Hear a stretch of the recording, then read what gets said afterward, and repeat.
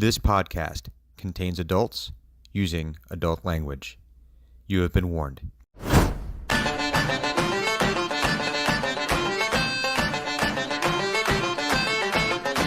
back on a past where we still had a chance. We were pawns in a game that we could not win.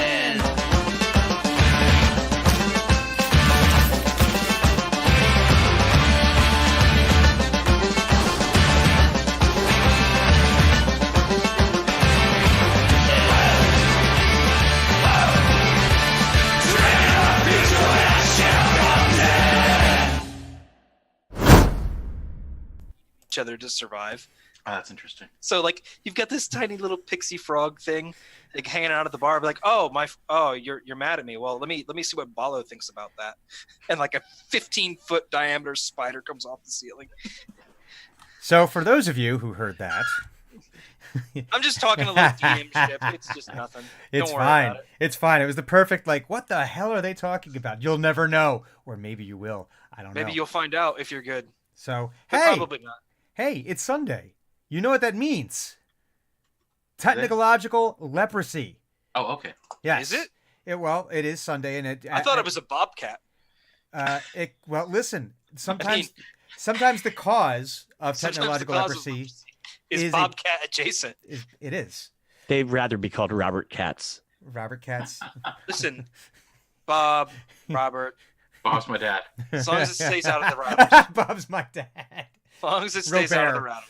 router. Hey, friends, thank you for joining us for another episode of Team X, which is actually what we meant to say by it being Sunday at 4 p.m. Eastern, that it is time to play Dungeons & Dragons. Now, as you can see, our rituals could be a little bit different today because we do not have a clues in the upper left-hand corner yet. We're hoping that she is able to join us, but first it would require that potentially Bobcats being removed from routers, maybe a Sasquatch invaded her internet and is absorbing all of her bandwidth.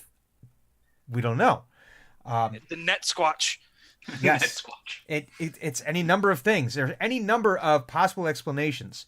Could be a variety of squatches. All of which are equally viable and equally likely. But yeah, we are going to play some Dungeons and Dragons. I am St. Brian. I am your dungeon master. Forever. Or at least for today. Sounds like an episode of Twilight Zone. Mm-hmm. Listen, would that be really awful Twilight Zone? Hey guys, so you're playing Dungeons and Dragons for the rest of For your the life. rest of eternity. Well, what edition? That's question one. Yeah. What edition are we playing? We're gonna Second question is, who's DMing? We start with first and we work our way up from there. Ugh. Ugh. See? I have to learn THACO again? God. Wait, what's that? Oh, yeah, it was second hand. 2-hit armor class 0? Yeah. 2-hit it's armor second. class. I wonder why it took him so long to figure out, hey, maybe if we just reversed it, it would make more sense on the dice. Maybe if all the numbers went the same direction. So if she joins us, when she joins us, we're going to maintain positive, we're going to put it out into the universe that it will happen. When she joins us, the screen will go screwy. We will go to break very, very quickly. I'll rearrange things, and then we'll come back and continue playing Dind. Dind. But let us start off the ritual as proper as we possibly can in the absence of one Drenmai Gemweaver. So starting now in version 1B of the ritual, we shall start in the 1-2 o'clock position and go around the horn. Oh, it feels weird. Okay. Hi, I'm Viking Goat. I play Thunic General Shrink, friendly nature-born. Well, Nature Domain cleric. You're having some struggles there, kid. I mean, he could be, You fully sure you didn't formed, get hit by lightning? sprung out of the ground. Who knows? Who knows? Who could say? we'll say? explore You haven't that met in his parents. we'll explore that in Team X Origins, And where they're all went to high school together. going clockwise. I am playing Hugon Valander, Human Fighter, and I am in the process of abusing my authority in an aggressive manner to get what I want. Okay, that's That's fair, actually that's pretty much that's pretty. It's as succinct as I can make it. Yes, yes. And I am Eno, the Tiefling Bard. I forgot already. Who The am I? long-suffering tiefling. Yeah. Well, we'll see how much more suffering there will be, The newly and on whose end. the newly contracted. That's right. I true. signed a contract. I am now Might have been an an error. official. Part. Well, again, remains to be seen. But yeah, So, official. Yes, and the position was lore. Was it loremonger? Yeah. Yes, it was Warmonger. Warmonger. Yes. Mhm. So, Super psyched for the book to come out, by the way, oh my God, yes, I'm in so, June. Yes. Which I pre-ordered. Listen, it's So I that's can only get 6 weeks away now, man. It is only 6 weeks away. So anyway, let's do it. Hey, how about we do a little recap for everyone who may watch this on the VODs, for the folks who might be watching in the chat room and being a little quiet. I do know that a couple of my audiobook clients have been catching this on the VOD, so thanks guys for watching. Oh, fun! Yeah. And please great news. please know that this bears no reflection on the quality of work I'm going to give to you. listen, for real. We're just fucking around here.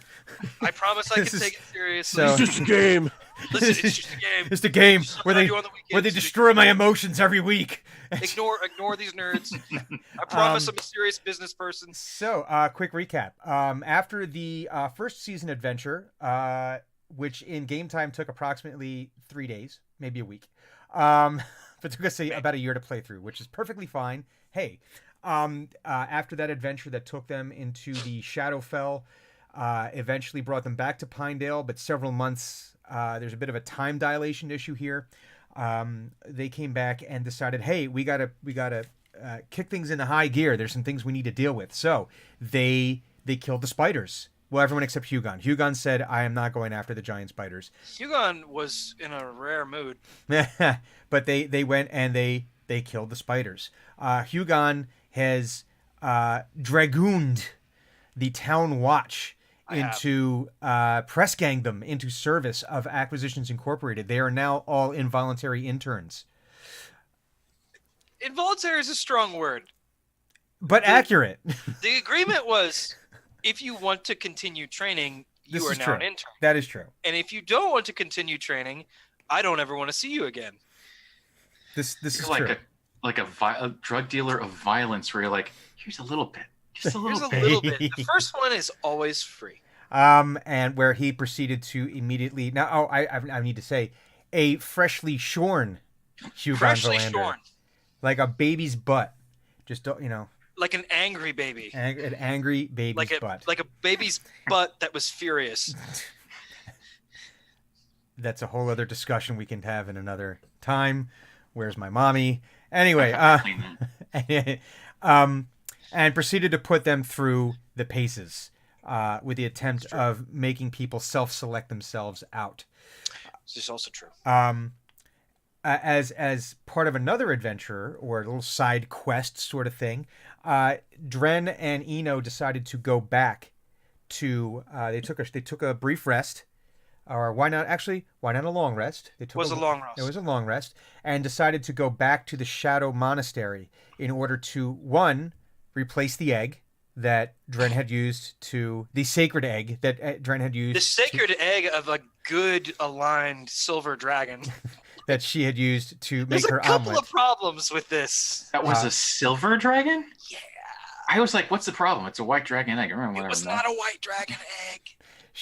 She fabricated a very, very good facsimile, and then so she and Eno decided they were going to go back to, one, replace the egg, do the reverse heist, and two, retrieve Buck, and three, if possible, get the book that they had left. The book that they had originally been contracted to get, but someone was like, "Hey, do you got the keys?" Yeah, whatever, and they left and realized Yeah, that I have nobody the had the keys. keys. Where are the keys? Yeah. Oh, you had the keys. Oh. Gonna kick your ass. So they decided that the best possible way to approach this was to essentially break back into the Shadow Monastery with nobody knowing, sneak around. Invisibility was cast. They replaced the egg successfully, but during the course of this, they discovered that another adventuring group has taken credit for the work that Team X so diligently did down in the library. And To be fair, we did not come back for 3 months, so presumed, some people just don't know, they're presumed gone, missing, dead, who knows. But they were what do we call them? We called them the Resplendent Travelers, led by one Haverford West. They were taking credit, and apparently he had said something untoward about Team X. I don't remember what it was. It was pretty minor. It was pretty minor, It was like a complete non-issue, and she's like, "Well, this guy needs to die." but Dren decided that it offended her honor, and it was a Which matter she of has honor. none of. Well, listen. It's everyone's honor is a little different, and she decided that it was worth doing shocking grasp on this guy's brain pan, and that is where we left things. But there is a piece that we need to take care of that we addressed. Or at least we mentioned 2 sessions ago, and we're unable to address because our resident Viking Goat Prime was off being a world traveler, and we're not holding him accountable for that. It's okay. This is not a criticism. It is absolutely not. I only criticize your decision on where you went, but that's a whole other thing. And that wasn't my decision. It's okay. Just so you know. It's okay. It's okay. He doesn't like that he went to New York for the channel. That's just essentially what's going on right here. He's butthurt about it. Listen, I live about an hour away, hour and a half away, and I don't want to go there. Anyway, that's a whole other thing. That's table talk. We could deal with that later. That's but some Philly boy shit. We do need to address something, and that is the Potato Scouts, because This is true. they apparently are not being listened to by the grown-ups. And as soon as Thunuk came back, he discovered that he had inadvertently started this after-school program, and that they apparently had some knowledge about what was some of the things that were going on that the grown-ups were not listening to. And so he had told them, when I get back from spider crabbing, we need to have our meeting so you guys can tell me all about it. Our jamboree. So we're going to have today. Hey, listen, today is Potato Scout Jamboree. When Thunuk, you and Eno and Drenmai, this is like one of those episodes where it's like, you see like what the one group did, and then the next episode, like on television, is like, oh, and this is what the other group is doing at the exact same time, and there's like some crossovers in the middle of the episode, and like, oh, what the hell was going? So. Or every George R.R. Martin book that's ever been written. That I was thinking specifically of Leverage. They did a really cool episode with that with Leverage. Leverage is a very good example. Yes, very good example. Anyway, so Thunuk, you're returning from your crab hunting, and we had said that you looked very much like a spiky porcupine with all the different crab legs and blah blah blah blah sticking out of your back there, covered in. Well, it's a combination. You've got some of the spider gore all over you from both fighting them and cleaning them and doing all that stuff. You have you are a little smoky and singed.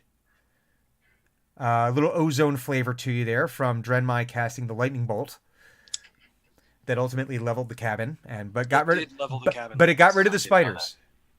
Yeah, you were here for that. That was like the last. I don't think I realized it knocked out the cabin. Oh yeah, it took out everything. Yeah, you guys there's no cabin there anymore. Nor are there any spiders. But primarily, there's not a cabin. Listen, there. Sometimes the only thing you could do about giant spiders is to nuke it from space. It's true. And technically, the contract was to kill and collect spider legs. Nothing was said about making sure the fine cabin print indicates that we're not in trouble. Nothing was said about existing structures. So you were able to complete your transaction with Frug, the Gourmand orc, who you originally had that contract with. So you were able to complete that contract, and then Eno and Drenmai decided that they needed to take their rest so that way they could get themselves good and ready to go to make their journey through the gate later that evening. So this leaves you now, Thunuk Gentletrunk, nature-born nature cleric of the nature origin. We're just gonna start calling you Nature Boy, and we need to find some like walk-in Woo! music. Oh wait, wasn't there an actual guy called Nature Boy? Yeah, there Ric was. Flair, The Chip Boy. Woo! Da. Thus Buck. Before we jump into copyright any further, we're not No, actually man. going to do that. Thus Spec Zarathustra is in public domain. True. We're fine. is. Anyway, hey, the best thing we could do is get sued by Ric Flair, man. Listen, that was Ric Flair? Yeah, Yeah. Nature Yeah. I Boy. didn't know he was called the Nature Boy. I just Boy, thought he was Ric Ric Flair.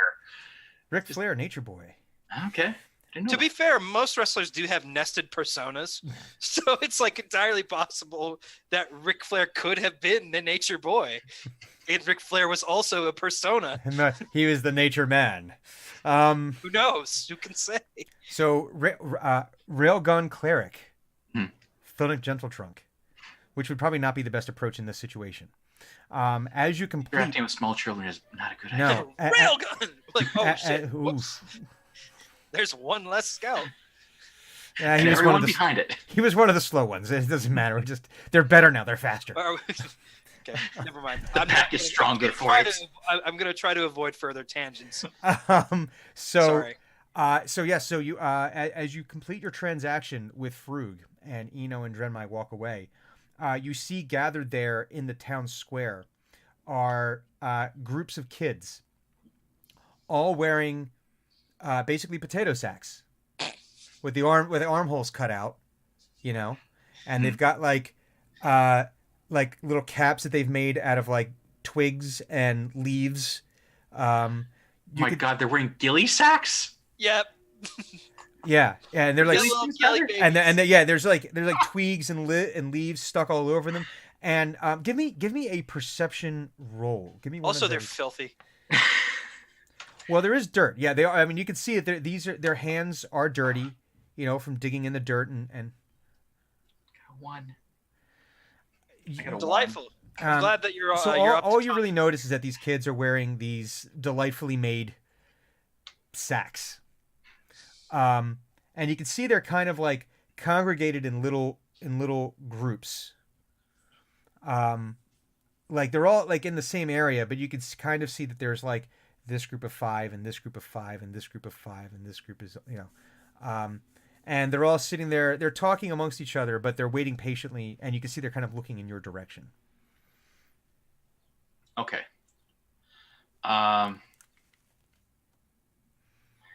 Is there he's going to find a nice big table Mm-hmm.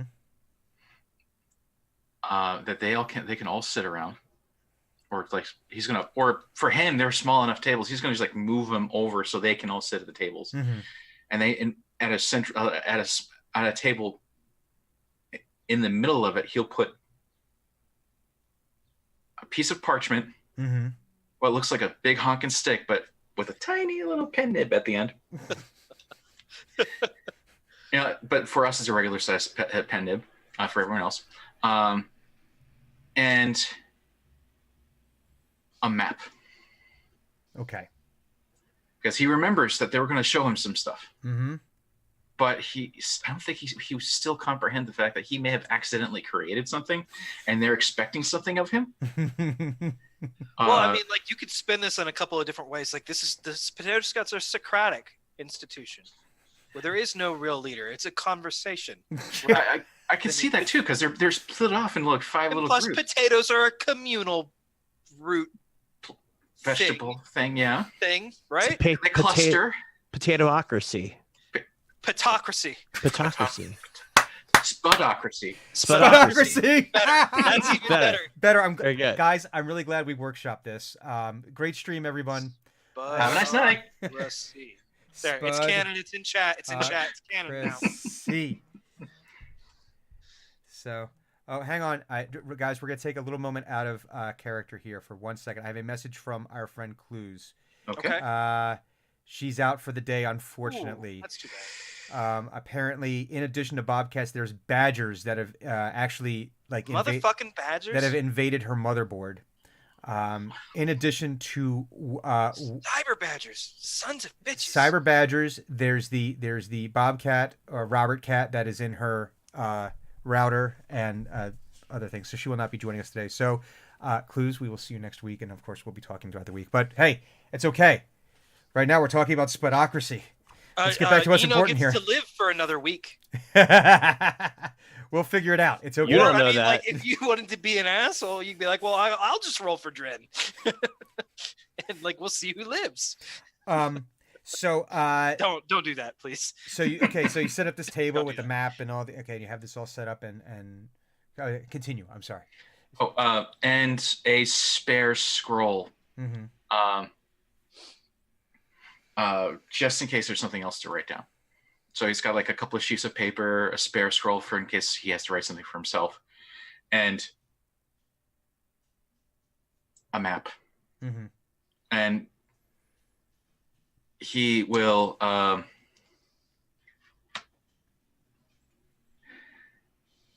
very jovially say, he's still covered in gore and crap, isn't he? Mm-hmm. Yeah. Good morning. And you hear all the kids at once go, "Good morning, Thunnock." And he's like, when did I introduce myself to all these people? Do I know their names? I don't know their names. Oh no, this is gonna be very rude of me. Hi, what are you? How is everyone doing today? Good. Okay. I didn't write this down. Who was it that he spoke with last time? Did we say who we spoke to last No, time? just like a tiny urchin. I don't think it was. No, that. Tiny, filthy urchin. They introduced themselves. Did they? Of Yeah, course they did. we Was didn't their write name this down. Tiny, filthy urchin? Their name is now Tiny Lil Filthy. Lil Filth? Little Filth. Okay, No, we're not doing that. I rebuke both of you. Phil. Of course, you get the one piece of paper that I don't have that has Phil. Phil Thee. Phil hyphen th Yeah. or Phil. apostrophe. Yes. So Phil, or Philly to his friends. Okay. I'm gonna write this down so I remember this now. He actually comes up to you and he's like tugging on your pant leg, Mhm. and he says, "We have to do the Potato Scout oath Oh, you're right. before the meeting starts." How about you? Oh, this is too smart for him. This is. I've been playing D&D all weekend, but I've been playing my rogue who's like ultra shifty. This is It's like too smart way for the Thunnock. fuck smarter than Thunnock. Yes.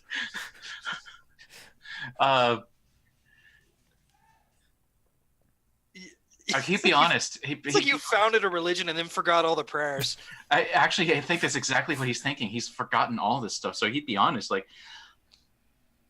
it's been a while. I forgot. Can you help me? And he says, and Philly says, "Okay, I'll take care of it for you. It's okay."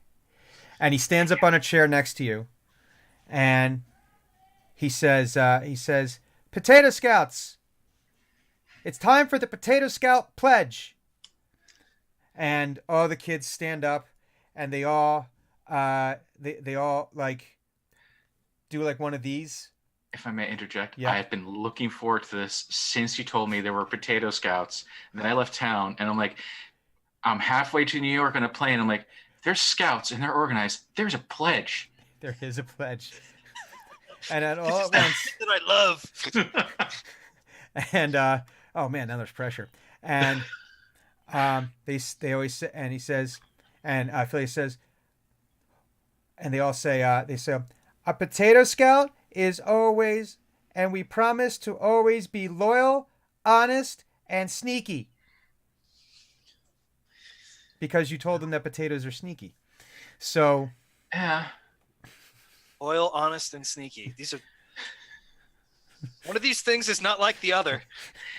He has inadvertently created A small group of child soldier scouts. yes. Rejoice! Congratulations! This is black. This is like a shadow ops, basically. Well done. and so then they all take their seats again, and Philly's like, okay, we can do it now. We can have the meeting now. Thank you. Okay, so I've been gone for a while. He's like, you can totally see, any adult will see he's got no idea what the hell is going on. He's like, I'm just lost, and Winging it. I need an adult. You needed a more adulty adult. So he's sitting there going, okay, I've been gone for a while, and Phil told me that you guys have been looking out for the town and taking care of things and going through the forest, and you saw some nice things. What might be gnolls, and gnolls aren't nice. They're mean. They're rude. Good thing they haven't seen you. You did very well with that. But we need I guess we're going to talk about where they are. So I have a map and a piece of paper, and let's write this down. Okay. Hang on a second. I got to look up something here. He's also a little bit concerned because Hugon was supposed to be there. Well, Hugon's Hugon's Busy. handling things. Yeah. All right. So, Phil calls up. So he calls up. He goes, "Yellow Spuds, front and center," and one of the Wait. groups of 5. I don't want to interrupt because this is awesome, but I also just thought of something that was really cool. Each cluster of 5 are the potato's eyes. So they're the eyes of the potato. Oh, Jesus. You've literally created a spy ring based off potatoes. Each sector of 5 is eye cluster.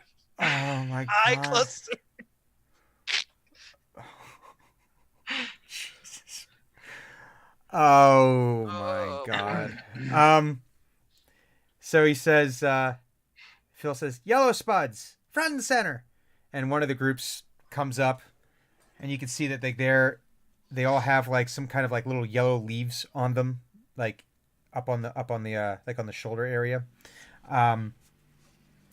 And he talks to and he asks the Spud leader to please direct him to start pointing out on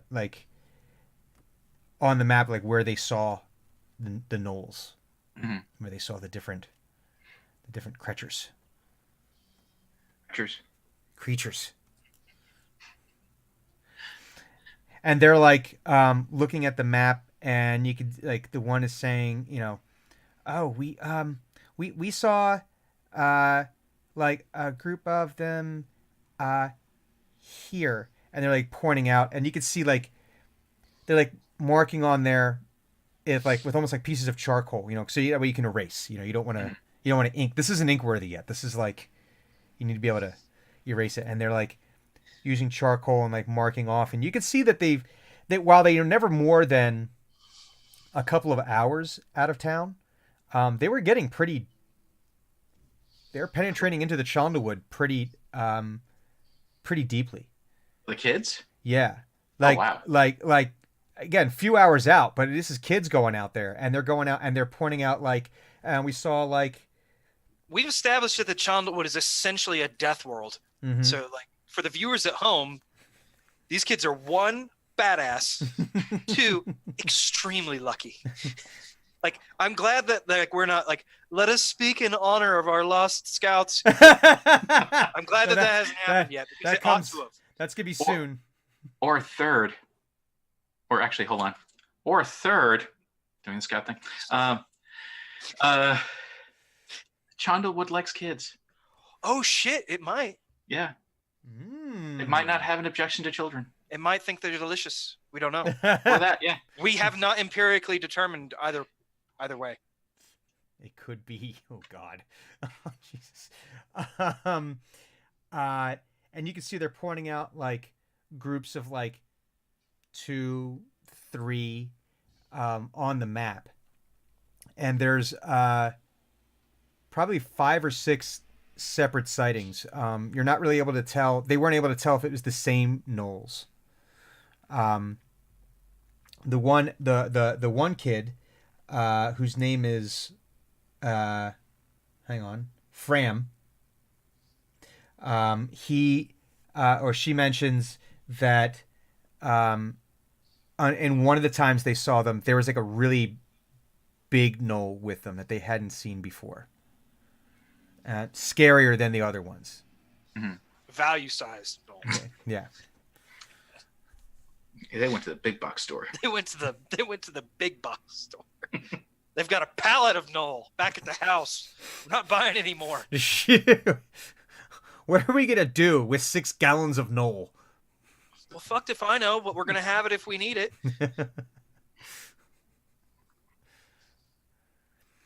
And she points out that that one was scarier looking than all the other ones, but that the other Knolls seem to listen to that one, to him.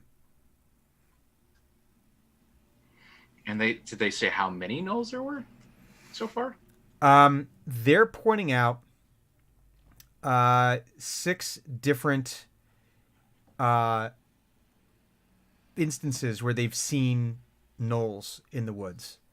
Whether or not it's the same Knoll, the same group of Knolls or not, or whether it's so, it could be that there's as many as 20 or 30. It could be that there's just the same group of 5 or 6 Knolls that they just happened to see a few different times. They weren't able to really see. And also their children. Yeah. So like, yeah, I'm amazed that they found out a leadership role. That's great. Saves us a whole hell of a lot of effort.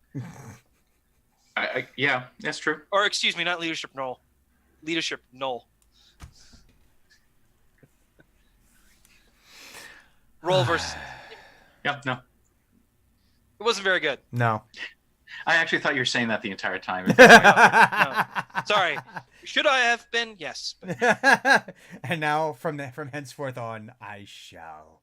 I don't like puns and they hurt my spirit, so when I try to make them, I have to fight my nature.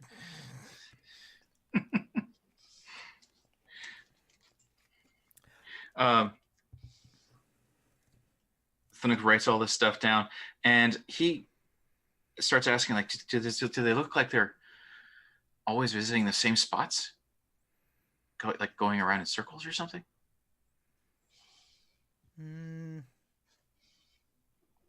What would they have seen? Let's see here. I think we need a 20 roll here. The kids say that they're not really sure. They say, I don't know. I mean, maybe. Didn't really know. So, yeah, they're not really sure if there was, if they're seeing like a patrol route, if they just happen to be that there's something significant about those specific places. Mm-hmm. They're not really sure. All they know is they saw big, scary doggy looking people.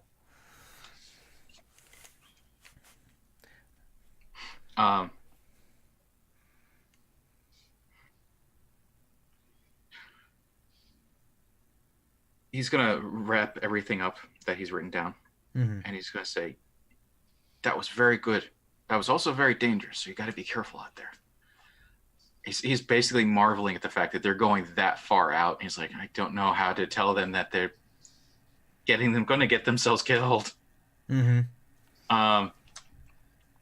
So he feels it's necessary to share some planty wisdom with them, to basically like make sure that they Tell them about how a potato hides. I don't know how you're gonna do it, but it's fucking Potato Scouts. You want them to be stealthy, and I want to hear what you have to say about this. You're the troop leader. Some seeds of wisdom, yes. Also, jail. I'm not in chat, so I have no idea what's going on. Oh, it's pretty fantastic. It's not. I suspect it to be pun. Roz is being a fucking villain. Yeah, just make 2. Come on. 2 really bad ones. But, like, bad, but like also excellent because the way they made me feel. It's a program. He's saying in response to Potato Storm, saying, "So is this a catch and release long game? Plant tags to track null migration patterns." And our friend Roz, the purple monkey robot, has said, yeah, it's a program run by National Geographic. I thought it was quite good. It's a good. No, it's pun. good. It just hurts. Yeah, I think that's a sign of a quality pun. How mad do I get at the pun? It's a sign of how good the pun is. It's a direct relation. It's a direct correlation. The more angry I am, the better the pun. So, so he, so you're gonna give them some potato wisdom, Drop a bounty, a cornucopia of knowledge on these young potato scouts, if you will. a bushel. A bushel of knowledge.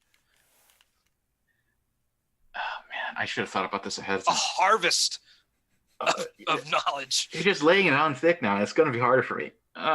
Okay. Yeah, what knowledge can you unearth for them? I don't know. Is that We intentional have potato pun? dice.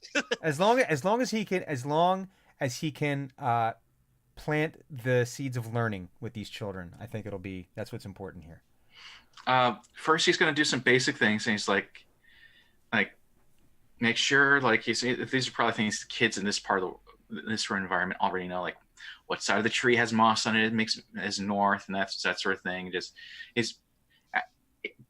he's saying it, but it's also sort of like almost like it's a question and a statement at the same time. It's like he's making sure he knows, he's making sure they know.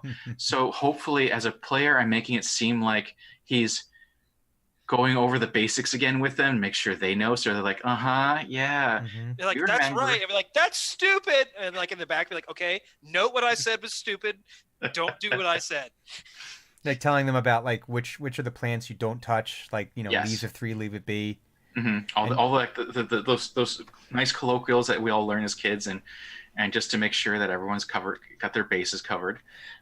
You tell them about the poison ivy, and they go, Sam already knows. And you look over at the kid they're pointing to, and the kid's just sitting there itching at like the poison ivy rash. It's just like covering him. Like he tried to eat it. Thunuk reaches over and basically picks up the child one-handed, brings him over to him, like, and slathers this noxious smelling crap on him. It's like, don't scratch it, Brad. Mind you, you're doing this covered in crab gore. Yes. So he basically wipes his hand off on his pants, gets this like noxious smelling. It may as well just have been the crab gore, but it's effectively supposed to be a cure-all lotion. Puts it on him. It's like, don't scratch that off. Like a soccer mom's sunscreen lotioning an 8-year-old at a soccer match. Like just fucking smearing it on. They're like, quit. It's in my eyes. Jesus. Mom! It's He's in just your like, mouth. Thunuk, Hold your breath. I feel greasy. And feel greasy. then he's gonna weave a tale. It smells. He thinks this because he's like, how do I get them to hide up? Because yes, they can hide on the ground in like clusters and make it look like they're piles of dirt or leaves Vines. or whatever. That's a good way to do that. If you're looking for a plant analogy, would be vines or like Mhm. vine plants, Mhm. creepers or anything like that. That have Speaking to of climb. poison ivy, as it vine. But he's actually Segue. trying. He's trying to think of like, potatoes don't go up trees. That's how am I going to tell them about potatoes going up trees to hide? Sometimes the squirrels carry them up there. No, that's also wrong. Don't tell them that. Next thing you know, we'll have potato scout cavalry riding dire squirrels. No, please. No, we're not doing that. There's a level of acceptable ridiculousness, and that eclipses it. Dire squirrels, please. But he will basically try to go over like good ways to hide in the forest. Like, don't forget, potatoes like to grow where it's hard to find them. So if there's a big pile of leaves, there's a potato under there somewhere, or something tasty like a truffle. Truffles are tasty. Not a potato, but they're tasty. But they're in the ground like a potato, but they're tasty. Not a potato.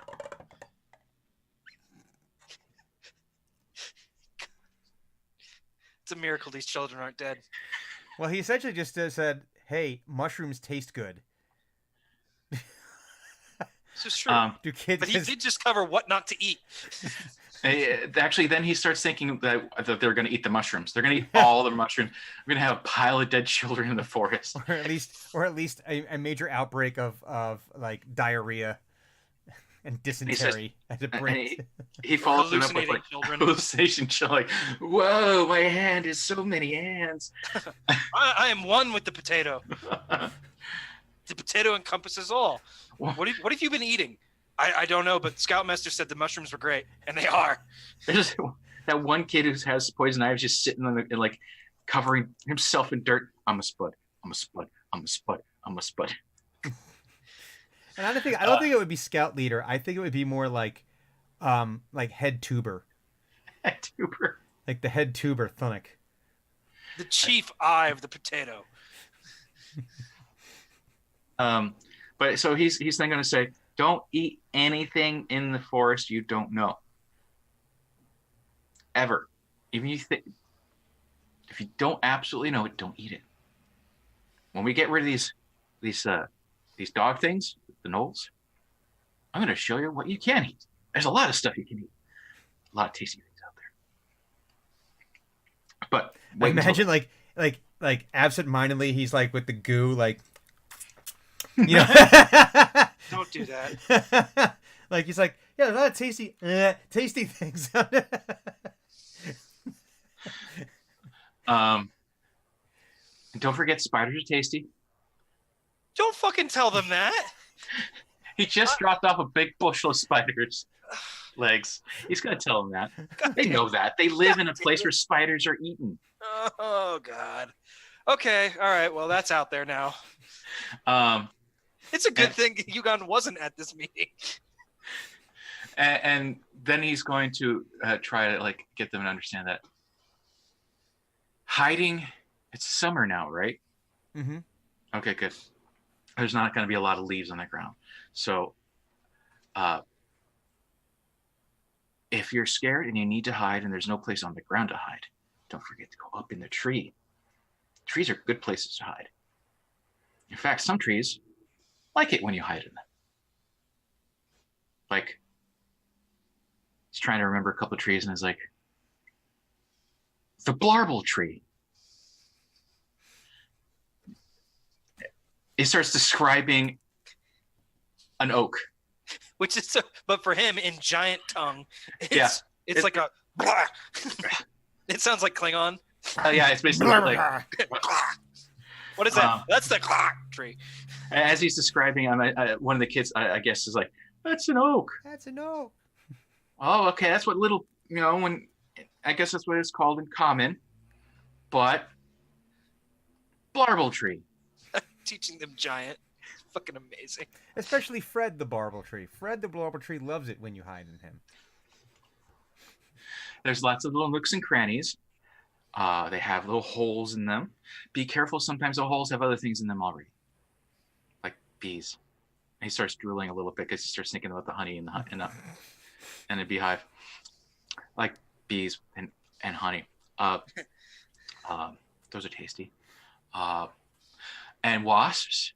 But if you get a wasp's nests, those are tasty too. The eggs are. Don't forget that. And the larvae, you can fry them up with butter. Oh God! In real life, this is actually a thing that's done. You Yeah. can, yeah. It's a tradition in rural Japan. Like, we found a big one. Let's have a cookout. And by Japan, we're talking about like. Oh yeah, we're wasps talking about the wasps that are like fuck you up. They're like acid stinger. They're like this fucking big. They melt human flesh when they sting you. Yeah, that fucking sucks. They kill people every single year. Yeah. It's turnabout, fair play. They get eaten by the hive. So he's describing like you put a little butter, a little rosemary in there, tiny bit of salt and pepper, fry it up in a pan with butter, and that's just great on like rice or oatmeal or with your potatoes. Your actual potatoes, not you. Don't eat each other. Of course. Oh, No, you that's gotta make sure that's this the is clear. salient point here. Cannibalism is bad. Cannibalism bad. Digging in trees to find wasp nests, very good. On the bright side, you're gonna have like a little like squad of snake eaters, essentially. Yeah, at this rate, like- yeah. Going into the wild and like subsisting there forever. Then he goes on to tell him about like ways to hide in trees by walking into the tree, because that's something he'll eventually be able to do that he's heard about. That certain druids can do it, and some nature domain clerics can do it, and like they can walk into trees to hide in there. Then they come out of a different tree. It's really neat. You can do that. Don't forget to do that.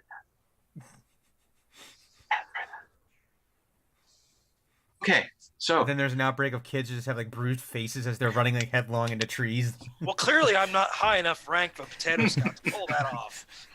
We'll try again next year. This is turning more into like Scientology, where it's like, no, you have to be an operating spud level 16 Please stop. Please. in order to hide in Please the stop. trees. Please, no. But first you need to clear yourself.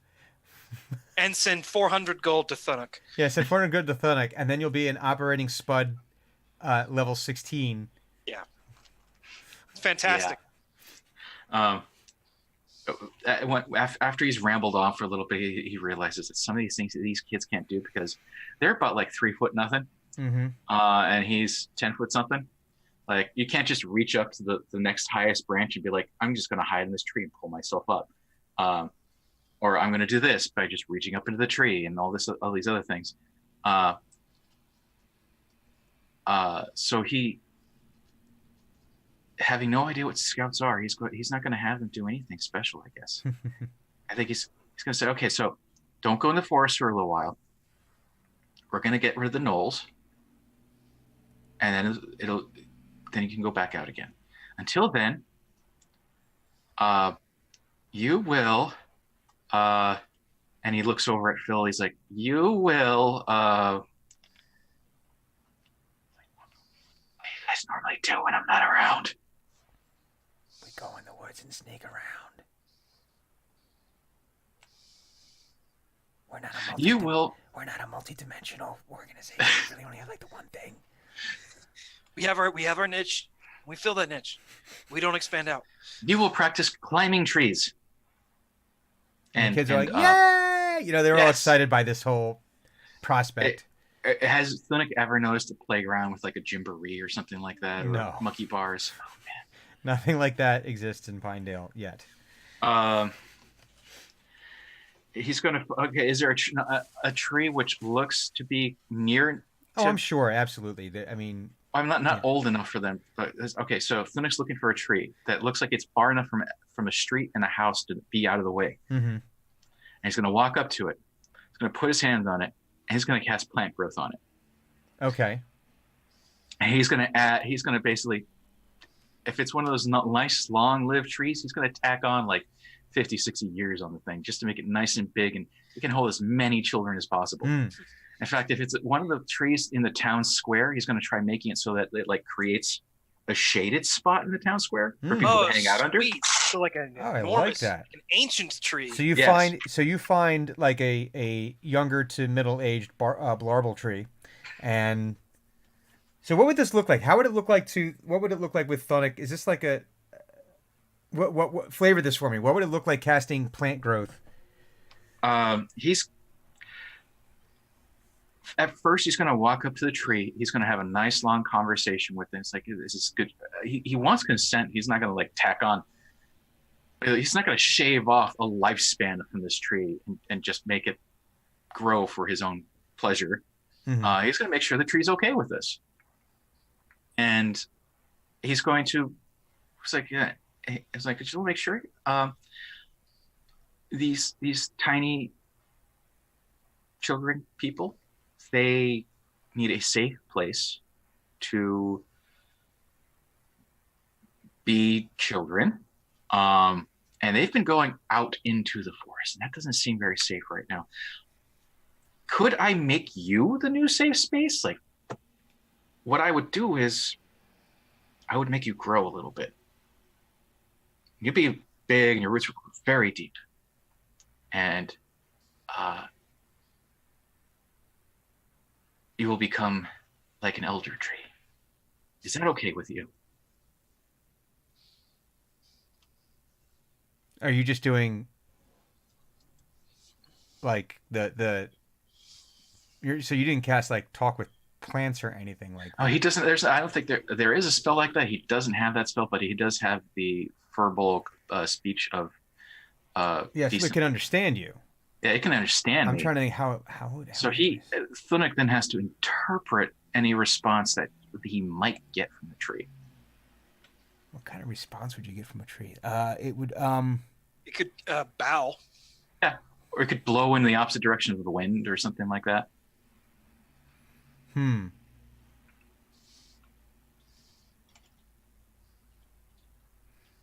It could use the wind as a speaking device, as far as he could tell. Yeah. Yeah. Well, I mean, the leaves. I'll say. Okay, so the leaves rustle, but there's no wind to move them. Okay. That works. Like a soft sigh of leaves blowing in a non-existent wind. Okay. And he gets very serious. Thank you. This is very important. Thank you for doing this for them. This will take just a few moments. And because I'm a huge fan of my neighbor Totoro, he backs away from the tree, holds his staff in his hand, his cudgel, like this, squats down a little bit, stretches as high as he can. And this is not actually him casting it. This is just him stretching. But I'm hoping the kids will think this is him actually casting it. So he's doing the plant growth dance from My Neighbor Totoro. Where they're holding the umbrella and they're going. What strange creatures. And then he is going to, as he's doing that, he is concentrating on on a prayer to the four, and he says, and because most of his prayers consist of letters from camp, he's going to be like, "Dear the four, I know this is unusual, but would it be okay if I could let this tree grow really, really big?" And he's holding a mental image of what it's going to look like, how big it's going to be. He's even like tossing like what it's going to look like during festivals in his head, like it's in different times of the year. Like he's building lanterns. a 50-year plan for this tree. Yeah, he's inwardly. It's like he's got like an huge investment portfolio for trees. He is just like really invested in this idea, and this tree is like they're going to redraw as in his mind. They're going to redraw the crest of town, everything when he's done with this. Like this tree will be its most perfect self. Yeah, when I am finished with it. It's gonna live its best life. Perfect tree. It's gonna define the genus of oak. Of Blarble. And he's like, if is that would that be okay? The trees would like to do it too, and it would make the children very safe. And thank you very much. The end. Bye. And he sort of looks around and he's like,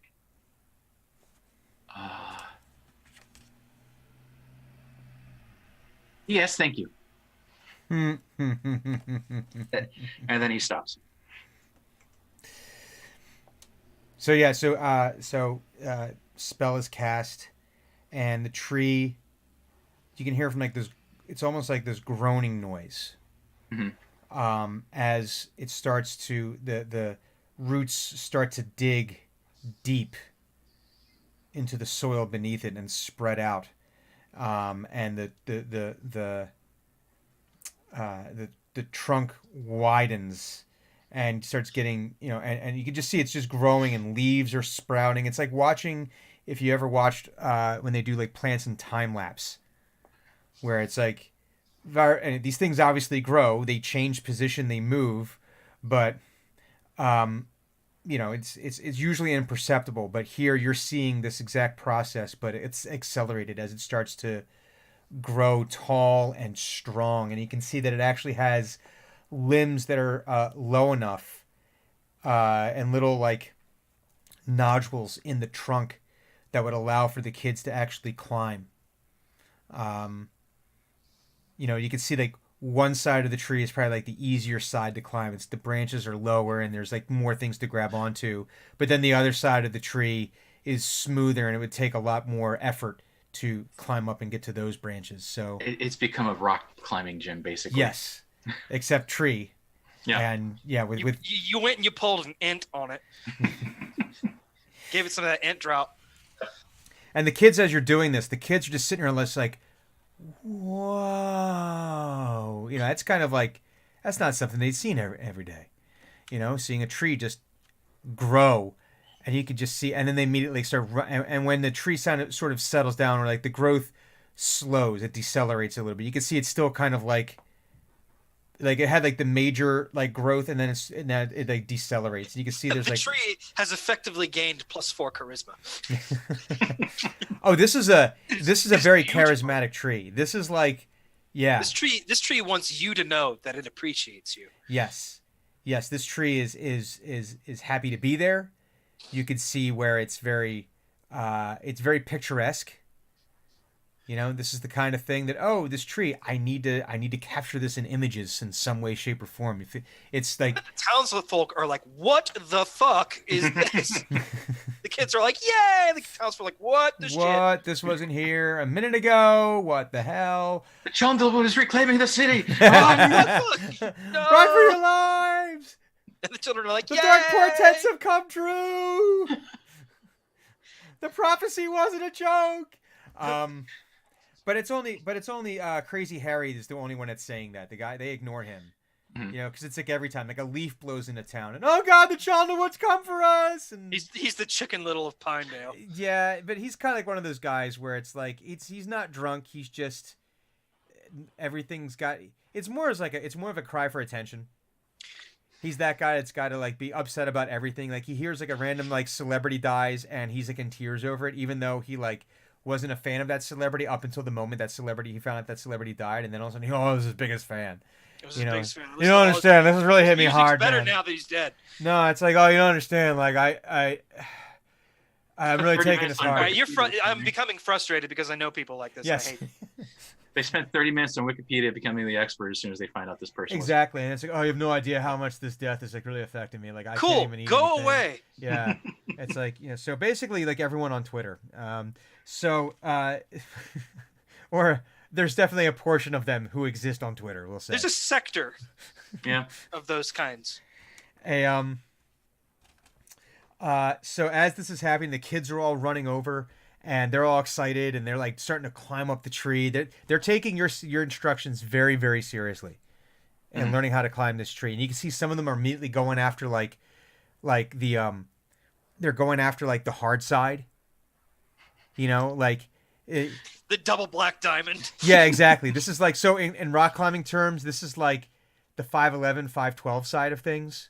I'll explain all that later in table talk. But this is Sure. like, I mean, I'm just gonna roll with it. So yeah. I'll explain it. It's cool. But it's like, but you can see like, and then like as the kids are like trying like running starts, they're all trying like different approaches. And like one kid is able to like touch the branch, and he's like now like the hero. Like they're, yo, did you see? She was actually able to touch the branch, and like it's like there's like these little like. You can see the mythologies being built amongst these children. You It's can like, see the records being set. yeah, but these are like the tales they will tell when they're in school the next day. Where it's like, yo, hey, you going to the tree today? Yeah, yesterday, Sasha was like able to like almost get her hand on the top on the first branch on the hard side. It's And while I was at it, while Funuk was at it, he made sure that the topmost leaf is always going to be golden. Oh, you Ooh, bastard! That's amazing. Premium. That's premium. I like. I I have to note this tree. So this has golden. When you eventually awaken this tree, it's gonna be amazing. Golden leaf at top. That makes me very, very happy. this whole thing makes me very happy. And it's well, I know that this is just an aside, but the symbol I believe for major in the United States military is a golden oak leaf, Oh, if I recall correctly. Believe you're correct. It's either golden oak leaf or Cluster. It's a cluster. It's of a golden cluster, oak clove. right. You're right. A golden oak cluster. Wow. There's a whole bunch of symbology here that we haven't even delved into yeah. yet. That's gonna be like a whole session right there. It's just diving into like the trees symbology. Stop saying symbology. Stop saying it that way, please. Stop it. You guys are both assholes. Symbolism. Thank you. Now give me a goddamn bagel, Detective Greedy. So Thonic, as you're doing this, Philly like tugs at your pant leg again, and he says, "I need to show you something." Okay. And he says, "I was doing some exploring on my own, Mhm. and I went into the hole in the ground, Which hole? There's a lot of holes. the one in town that The new one? yeah, the one that the bug things came out of. Okay. Remember? And Yes. you guys went down. Yes, I remember. And Mr. Hugon killed a lot of things, bad things, Hmm. bad things. They're very bad things. There were bad things. They weren't back, were they? No. Was the moss rude again? Moss is rude down there. It was very rude to me. It's a bad thing about me. I didn't notice. Okay. No. There was down there. There was a door. Yeah, I went exploring down there because I wanted. Because potatoes are brave. And so Yes, they are. And so I went down into there to look at things, and I found the smelly part. And I didn't want to go near the smelly part. But you would have been sick if you did that. That was yeah, bad. That was a bad place to go to. Yeah, I didn't want to go there. But there's a door in there, and I think some of the grown-ups opened the door when they were trying to explore things, and so I looked in there, and there was. I think I just need to show you. From far away, you get the sense that Hugon has become nervous. Like something has set him on edge.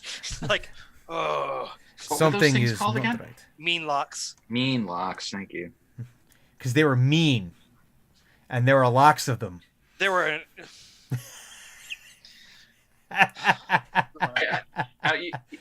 You may think of this as a way of saying there's a lot of them, but now I have like a lock. Like Oh, the thing like for how water. crows are a murder. No. Like it's the thing for water, like where A lock. water goes up and down. Instead of a lock. I thought you were thinking a lock, like a Loch Ness. Oh no, I went straight to like the locks that are on rivers, and instead of it being like full of water, it's just full of mean locks, like brimming. It's just like, damn it, that's a lot of mean locks. Fuck. This is gonna take all day. So he says, "Can I just show you what I found?" That okay, yes, let's do that. And as he does that, before he does that, it's like I should tell my friends that where I'm going. Mm-hmm. Always tell your friends where you're going. That way, if you get lost, people know where you are. Or you. But where you also went. reach into holes in trees and get hornet nests. Also do that. You can see he pulls out a little piece of paper, and he scribbles that down. Like he's got like a little like charcoal like on a stick thing, and he's writing it down. Mhm. And you can see he's actually written down like all the stuff that you've been writing, that you've been saying. I'm amazed with the level of literacy these children have. This is pretty amazing. Listen, Pinedale's a very erudite I Yeah, did place. not suspect. I thought that. I get the feeling Pinedale's a mostly middle class sort of town, and because of how well off everyone is there by the sound It of is it. it is a silver mine. So Yeah, a can tell- mithril mine. Oh, It's a mithril mine. that is different than what I thought it was. Yeah, Because there's if other. this is They found other ores down there, but primarily it's the mithril in that mine is of a very pure, very This explains an awful lot to me because I have always wondered why the hell they have stayed here when silver is so easily acquired elsewhere and not in the middle of the goddamn Trundlewood. Mithril. It's because it's mithril and it's Mithril. not silver. And there's And something then- to be said about just the whole setup here. I mean, come on. Well, you got... like now I can understand why Lord Zedram Kai is so damn interested. This thing has been revealed to me. Pieces are falling into Pieces place. are falling into place. The puzzle becomes more clear. Yeah, Um, that changes things. and so he does that, and you can see he like puts it away in his pocket, and you can see there's actually like a sheaf of like papers that look like this. Is this Thunix first apostle? Not so much apostle as much as he's He's right. the first eye.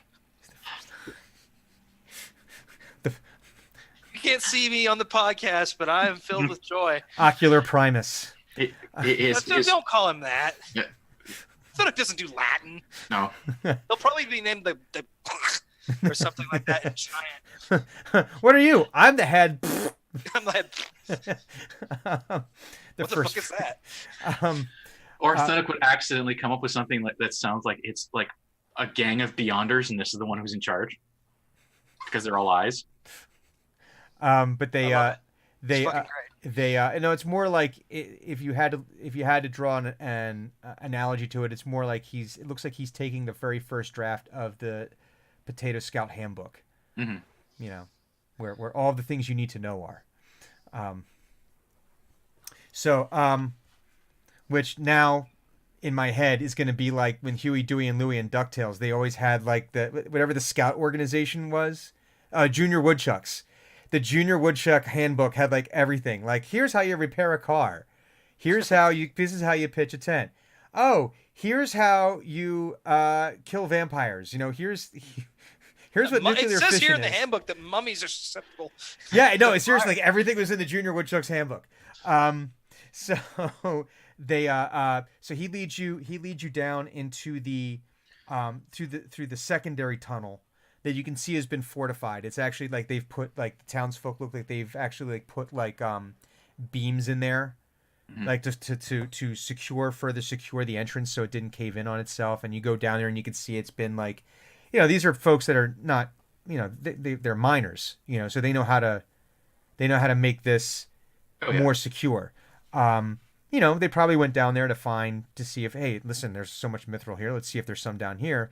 And so they started, you could see where they open, and he leads you down through this familiar tunnel structure that you've been through before. You know, you're kind of like, you're taking up most of the space. You're almost duck walking through it due to the low ceilings. And he takes you to where this door that you had discovered before was, and you can see that looks like it's been pried open. And he leads you into this musty room where you can see now this is actually like constructed of stone. It's very musty, so it's, you know, very earthy smell in this hole to begin with. You know, not entirely unpleasant to Thunix's senses. The smell of deep earth is probably very comforting in some ways. Only a whiff of the refuse pit. You know, don't eat a little bit. But you get into this room, and then the earthy smell is more of just a dankness and a mustiness from a room that's been closed for too long. There were cobwebs everywhere, but the spiders have long since abandoned this area. There was nothing to eat, so it's more like just like that. It's like that spiderwebby residue. You can see that there there are some lanterns that are lit very, very low, so they use the minimum amount of oil, probably placed there. You're guessing by some of the townsfolk to help light this space, and you can see, so the room itself has like a central pillar in it. It's probably about 40 feet by 40 feet, kind of square. The brickwork is old and worn, but still in pretty decent shape. But Philly like leads you over into a corner, and a very dark corner that ordinarily you wouldn't have noticed. But there is this enormous suit of armor that's in the corner, and it's sitting there as if like it's like sitting on its keister on its butt, and the knees are drawn up and the hands are resting on the knees, and it again covered in dust and just the normal grime and dirt that tends to collect on things that are left by themselves untouched for who knows how long. No real rust to speak of on it, but you can see that this thing has not moved in a very long time. And he says, in this almost reverent tone, he goes, "Mr. Thunnock, I wanted to show you this." And he points to the armor, and these enormous pauldrons. This is like full plate. Very defined like jawline on the armor, defined brow on the armor, but right on the forehead of this, where the forehead would be, there's a symbol of the 4 on there. That's identical to the one of your holy symbol. And he says, I saw you. It looks like the one. It looks like yours. I thought, when I found it, I thought that you should see it, because I haven't seen that symbol anywhere before. I only saw you with that symbol.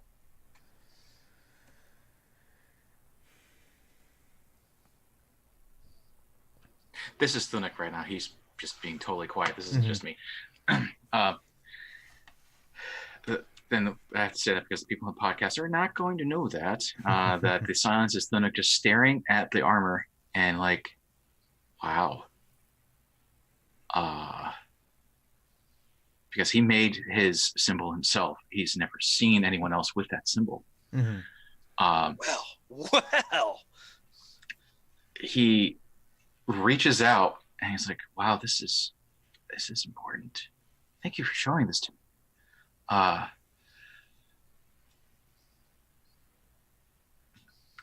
This is wow. And he, as he's saying that, he's reaching out to touch the symbol, and he pushed like half between like benediction and half like if you're touching like if you're christening a child sort of benediction thing, or half like checking for a fever. Done. He touches the forehead on the symbol and just sort of like just touches it barely, and then sort of brushes off whatever dust is there off of it.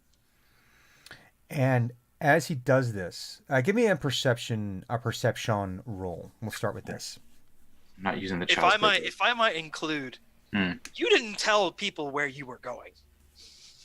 No, he made a second. Did he? Because I heard you need to tell people where you're going, and then you didn't do that. That's what I heard. No, yeah, you need to tell people where you're going. And Thunnock was going to touch it, and then you started describing that Phil was writing this down. I never said Thunnock actually hit the button said anything. So okay, that's fine. Maybe he was just like he's like just so easily distracted. It happens. So amazing. And that actually fits perfectly to Thunnock's character. Tell people where you're going, but I'm not gonna. Do as I say, not as I do. Yes, I do. All right, so perception is a +4, math brain not good. 17. Okay. Nice. So there's a couple things that you notice here. You notice that in between some of the joints, this was like, if someone were to wear this armor, it would be like completely covering them. But you notice that there's little, like at the elbow, maybe a little bit like in the armpit area, you'd notice that there's a little bit of, it looks like roots or branches of some kind within it. But as you kind of do like your baptismal thing on the forehead to wipe that, you see the briefest of flashes around that symbol, and you feel your symbol get ever so slightly warm, and you feel there's a very subtle vibration to the armor as you do that. and you see that where the eye holes are, these two pinpricks of green light emerge where in the eye holes. This very Everybody's getting creepy ass magical helmets and shit. This is great. I'm for and it. yes, thank you, Roz. Wow, Green light, green eyes. green eyes. That's and, not right. and you Threads. would describe this as being the color of the forest in summer, type green. So that very deep, verdant. So you not know. like a lich kind of green, but like No, a, so like if a you think healthy of green. like the greens, I would imagine that the green color spectrum for Thunic would be early spring is like that pale green as things are brand new and just coming into birth and renewal. In summer they turn that deep verdant green, that bright. It's like a super bright green, and then as it gets to more into fall, it turns more into that hunter green as it starts transitioning into the autumn colors, and as it does that, the head lifts ever so slightly and looks at you. And you hear it say, "Tree Singer, how wages the war?"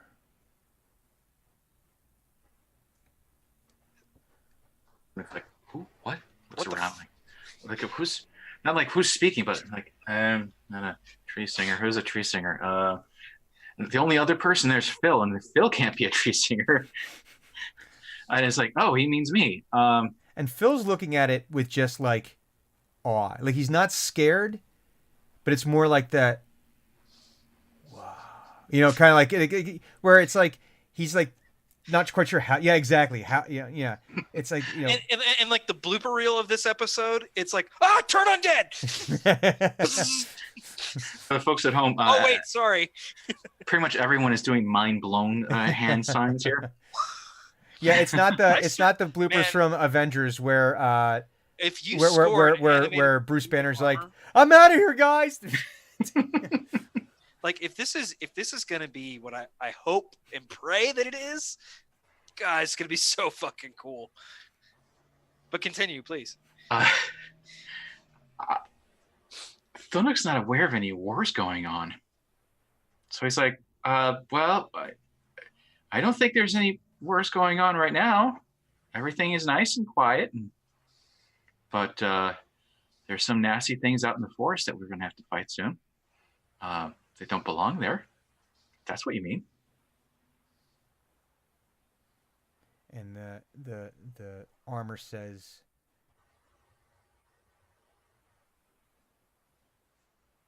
"You wear her symbol." And he like you can see like the hand kind of like very shakily reaches out gently towards your holy symbol and like just brushes against the like with his knuckle. He's not reaching for it like to grab it. It's more like the back of his hand.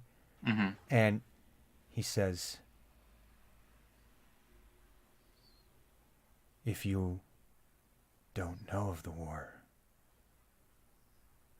we lost."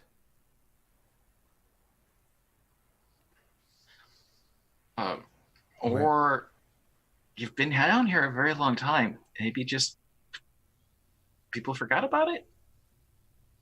They're kind of dusty. This is a very old room. I don't know if you knew this, but you've been dead for a second. you didn't fall asleep. You're dead. But do you not serve Choandal?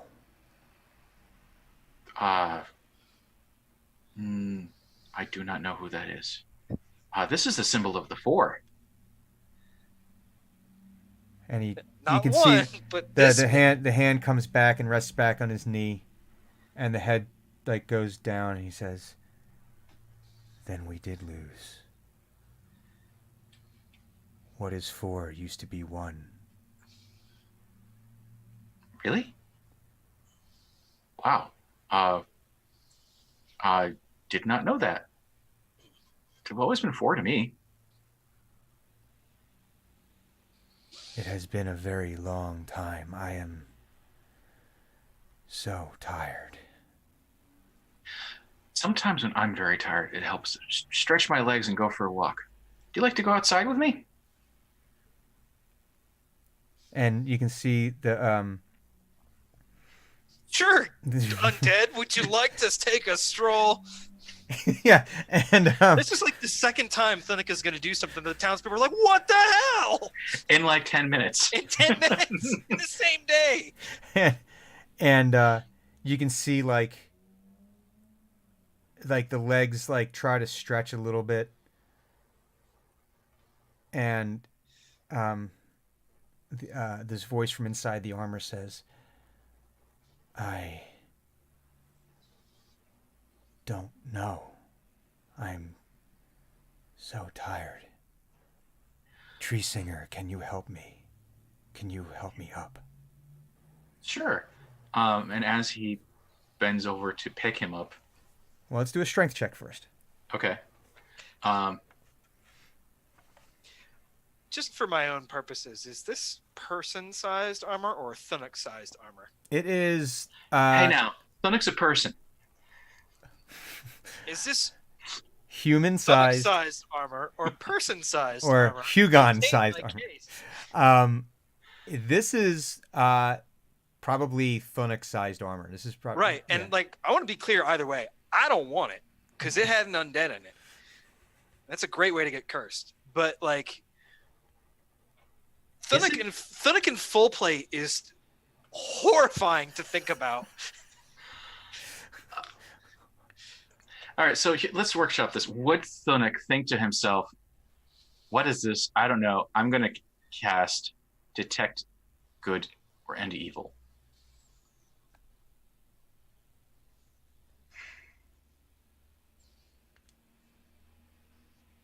I'm going to say maybe, but mostly because this thing has been very not violent or not scary. Mhm. It has the same symbol as him, therefore it must be friendly. But it's filled with roots. I don't think he's going to do that right now. I think it's something else is going to have to prompt that. So for the time being, let's do the strength check. Check that you're asking for. Yes. Wow,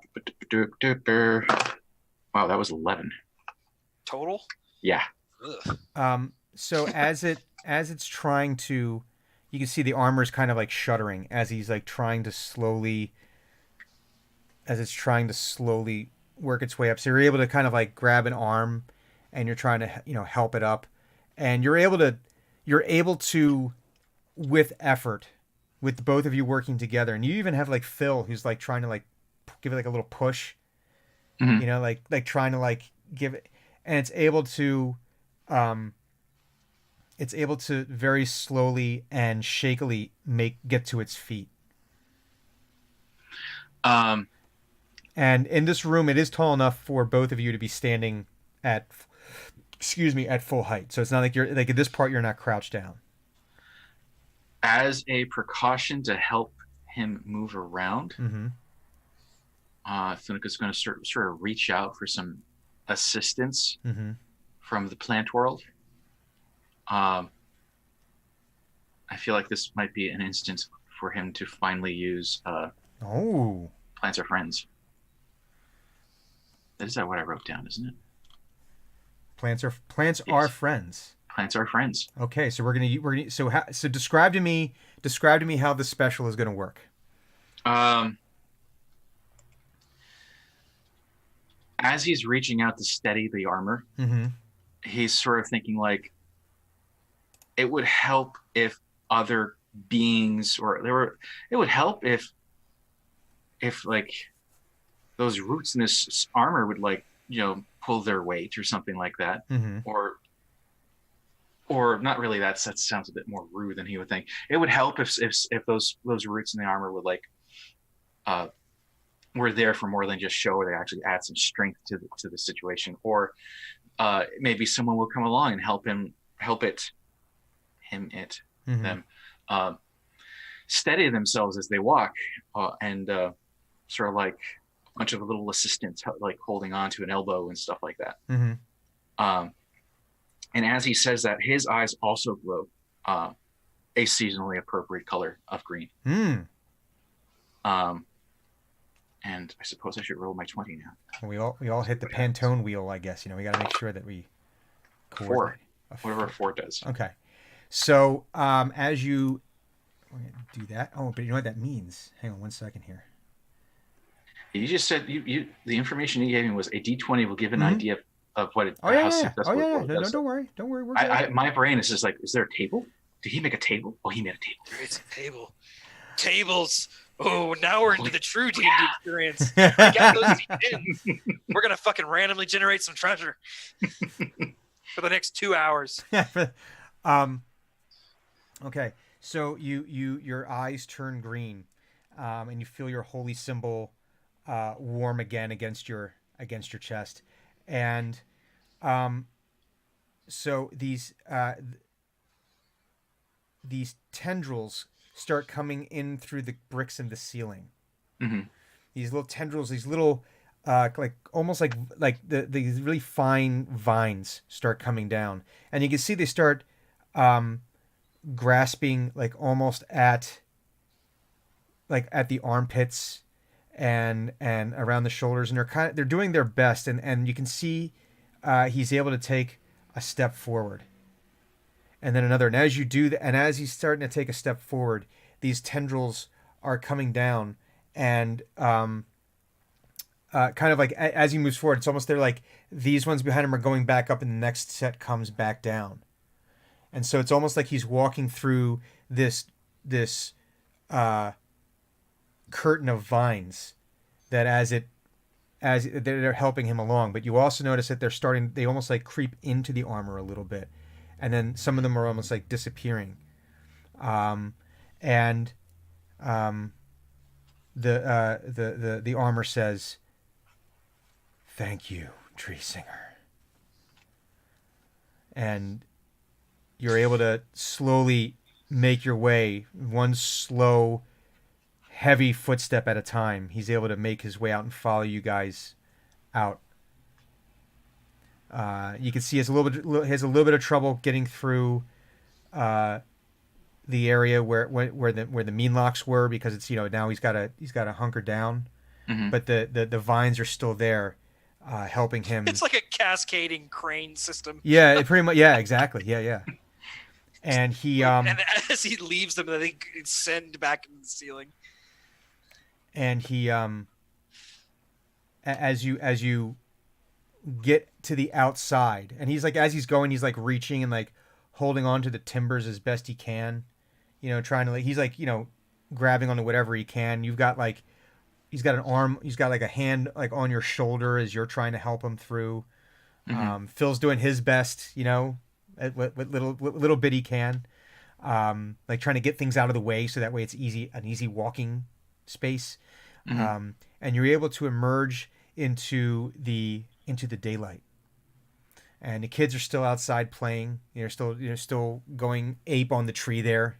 It's going absolutely ham on that. Holy shit! What is this? And as he Just comes keep in out, mind, there's a 10-foot tall, green glowing suit of animated full plate in the center of town. and it looks up to the sky, and you can see for a second under the sun it actually starts to straighten up a little bit, Oh no!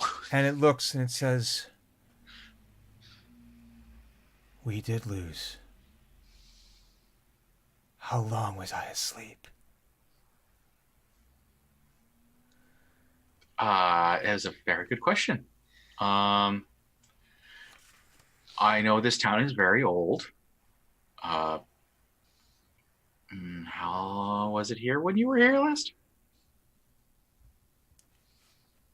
No. The last, Okay, so at least that long ago. the last I remember, the elves still lived in this place. That was a very long while ago. I've been asleep for too long. Like first sundering a while ago. Like fucking forever ago. Maybe we should go sit down over here in the sun and talk. Oh, by the way, my name's Thunuk. I forgot to say.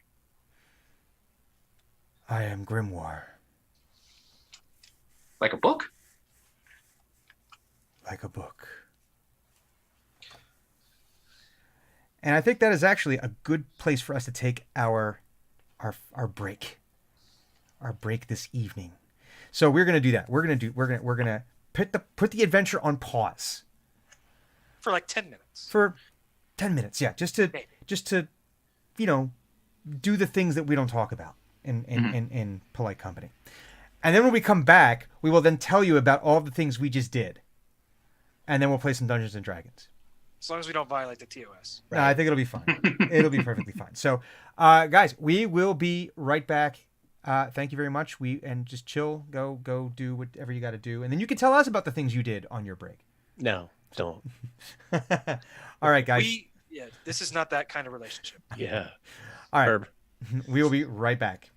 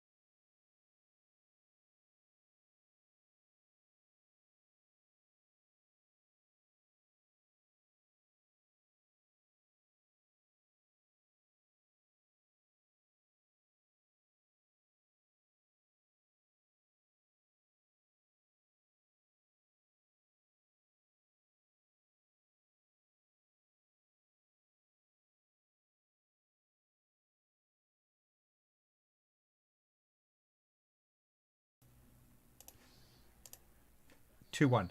Hey, we're back. I We did the things, and now we're going to tell you all about the things. We had a fascinating discussion about gardening. Mhm. We did. And maybe, I don't know, just putting it out there. Does the pH of soil influence pepper's hotness? I imagine somebody here knows. The internet knows everything. It does. But like, I don't expect an answer, but like, it would be nice to have one. Yes. Maybe I'll Google it later. And we will absolutely be able to use this in game. I have no doubt, because at some point we're going to have to talk about the pH of the soil when talking about the hops that are growing up in the mountains for This is the true. beer and the it's coffee growing up in the mountains as and well. all the things that grow up in the mountains that are used in Pinedale that we just funny haven't thing even about- begun to. We haven't even. The funny thing about Pinedale is that hops are basically a weed. Mm-hmm. And so I bet people's fences are just coated with this shit. It might be. It might be. I do want to write a source book for Pinedale. I think it'd be really interesting because the Chondawood is so underdeveloped. But again, Yeah. this is all table talk stuff. Yeah. We should get back to the playing dirt. Let's talk about our armor buddy here. Yes. Let's So- see what the fuck's going on with him. So once again, Thunna can tell people he followed me home.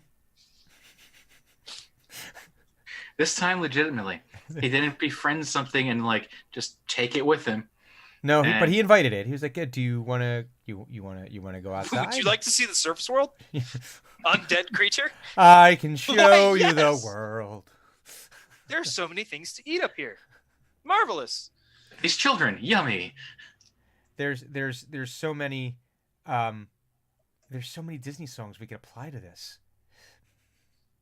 Anyway, but we're not going to because yes.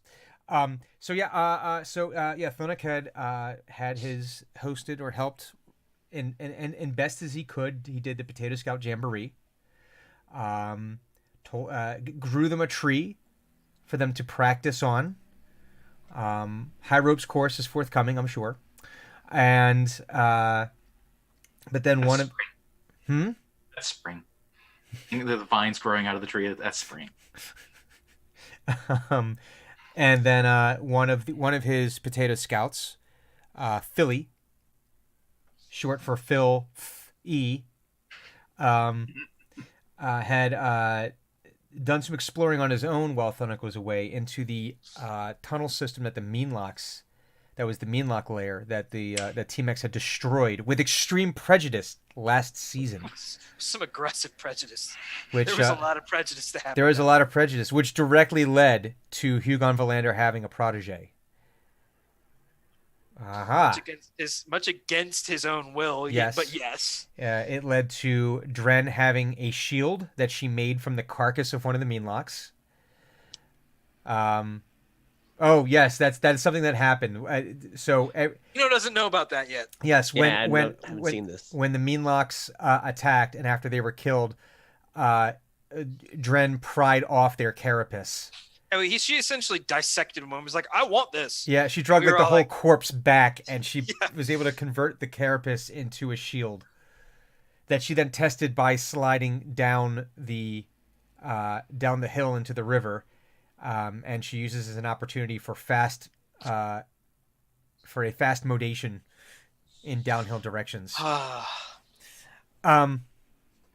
But that was one of the things that happened. But one of the things that was discovered down there was a door. And the door apparently in their absence had been opened. And Spud, one of the Spud leaders, Philly, had gone down into the, for lack of a better term, the basement of Pinedale to see what was down there, and discovered this suit of armor that had a symbol on it that was identical to the one that Thunuk wears, his holy symbol representing the four. And it turns out that the when he touched it, the armor had some things to say. And unlike more hot-blooded folks, he did not immediately flee in terror or try to slay Well, listen, the undead. what is the one thing that Thunuk always says? Hello, friend. No, No, that's it's better to be friends. it's Sorry. better to be friends. Hello, friend is someone else. Yeah. You can see his stuff on that public access channel. What was I if they ever meet, I see this just going back and forth over and over and over again. If Thunuk and Cathris were ever to meet. Yeah, it's just like, hello, friend. Hi, friend. Hello, friend. Hi, friend. Hello, friend. No, but We're I friends. could also imagine the unintentionally deep conversations that the two of them would have. Oh man, that'd be interesting. Because, yeah, that would be interesting and also a little terrifying. The Just a havoc little. that would be wreaked Like, upon the Thunuk world. comes back for that meeting and, like, he's just a little bit more metal than usual. Oh, He's like erecting stone plinths in the forest, and he like constantly anointing them with blood. and he constantly refers to his body as this useless husk. Yeah, I could This see husk. I am the larval form of something greater. Oh, whoa, hold on. Let's back Like a up. bug. A beautiful butterfly. But he invited the armor, who had identified himself as Grimoire, to the surface, where he revealed that he had been down there for quite potentially a very, very, very long time. And Thunuk, you did. And Thunuk invited him onto a bench to sit in the sun and have Just like fucking 10-foot tall piece of armor sitting on a park bench, and then next to him is yet another 10-foot tall. It's just they're piece just of having a meat. thought. They're just having some words, talking about things. God, Pinedale's such a weird place. It's a very Mr. Rogers moment sitting on the No porch. wonder everybody can afford housing. The property values keep getting dropped. Every 10 minutes, something crazy happens. So yeah, so you walk him over to a bench that, as you both sit down, creaks ominously.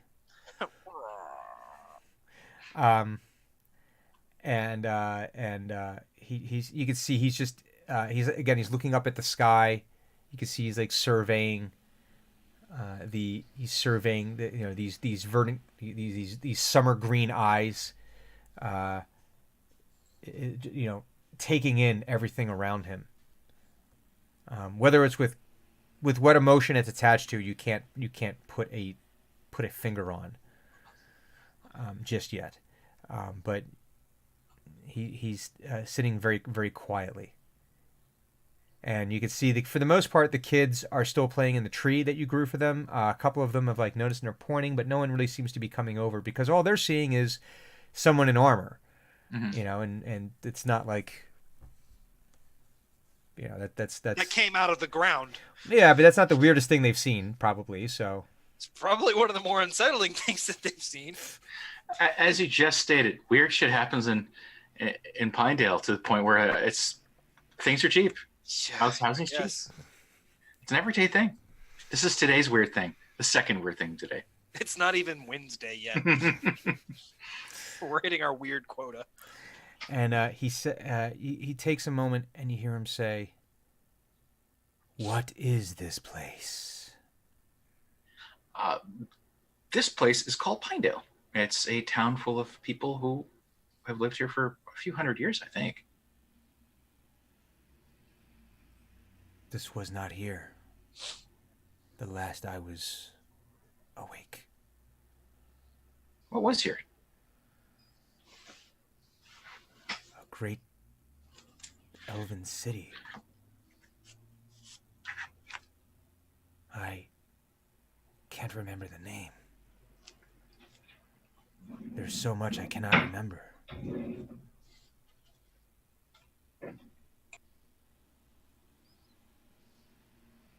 Where are the other tree singers?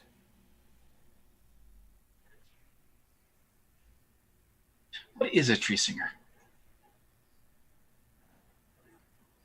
And you can see the head swivels slowly over and to look at you, and he says, "They are of you. They are the servants of Choandal."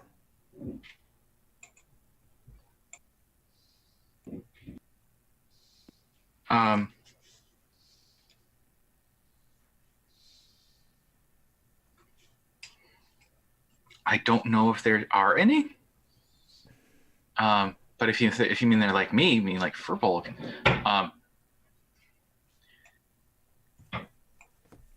they live in the Chandlewood. They're nomadic. So you are not the last. No, we're big families, lots of families, but we don't really stay one place for too long. We go through the forest and sort of take care of it and help it, and help the people who wander into the forest who don't belong there. Help them die. Sorry. And he looks back up into at the trees and at the sky, and he hear his voice is resonating from like deep within the armor. He's here. Good.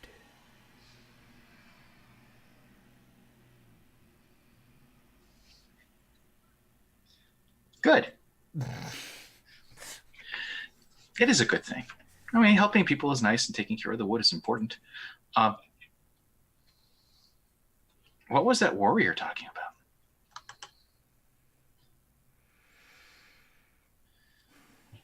It was the War of Seasons. A great darkness came upon the wood. I do not remember much. There's so much that's missing. We fought. We tried to beat back these forces. But if as you say is true,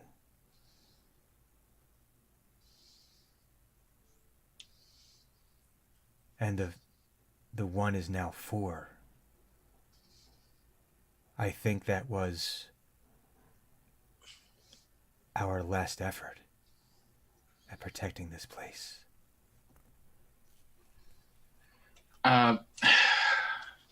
There's probably like a world level common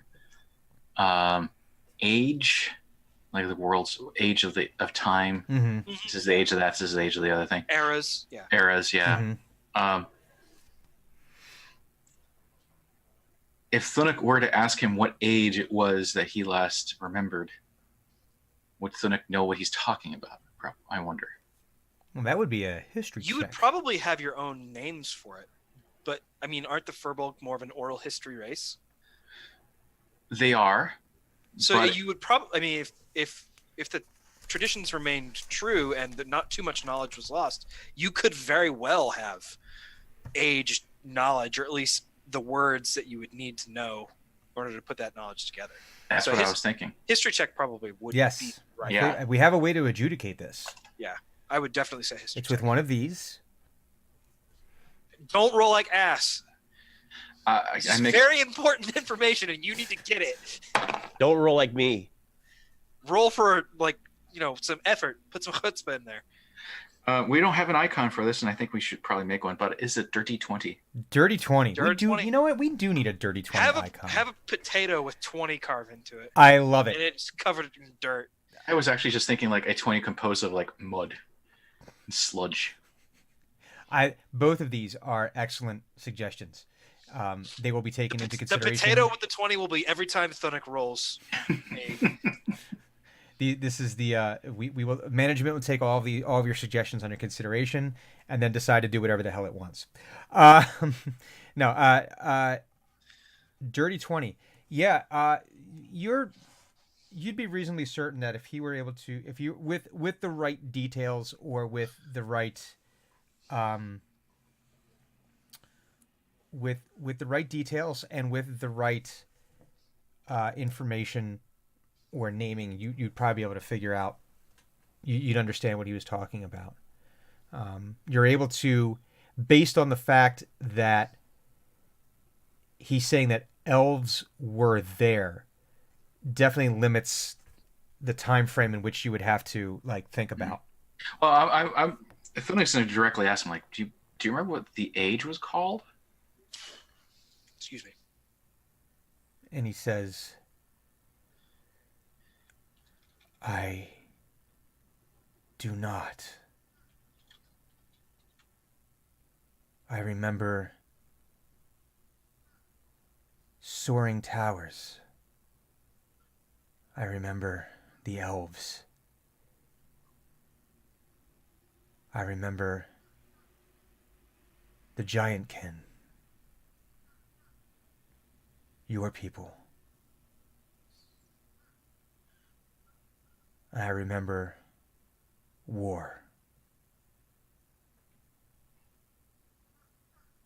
There is much that is missing, and I am so very tired. No, you'll remember it. Maybe you just need a nap. I feel as I've been asleep for too long. Well, a nice little nap in the sun helps wake me up sometimes and reinvigorates. A nap in the sun wakes me up. Yeah, get rested, get warmed up right down to the bones.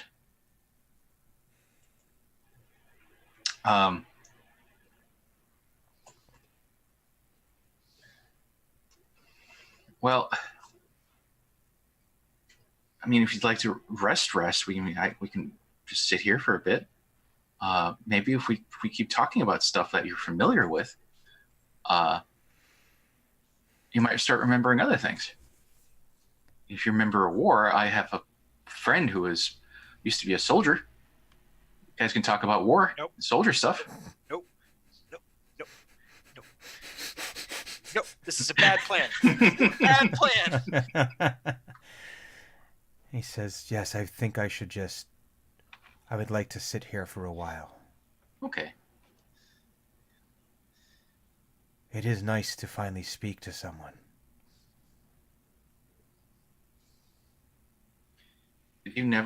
Were you not able to move at all until I came down there, or were you just resting or waiting?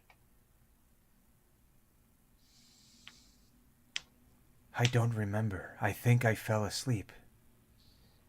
But It's called death. I do not sleep. I have no need of sleep. Oh God. Oh, All living things need sleep. Well, most living things need sleep. I'm fairly sure there's some things that don't. Like plants. Plants don't really sleep. But they kind of sleep. Am I alive?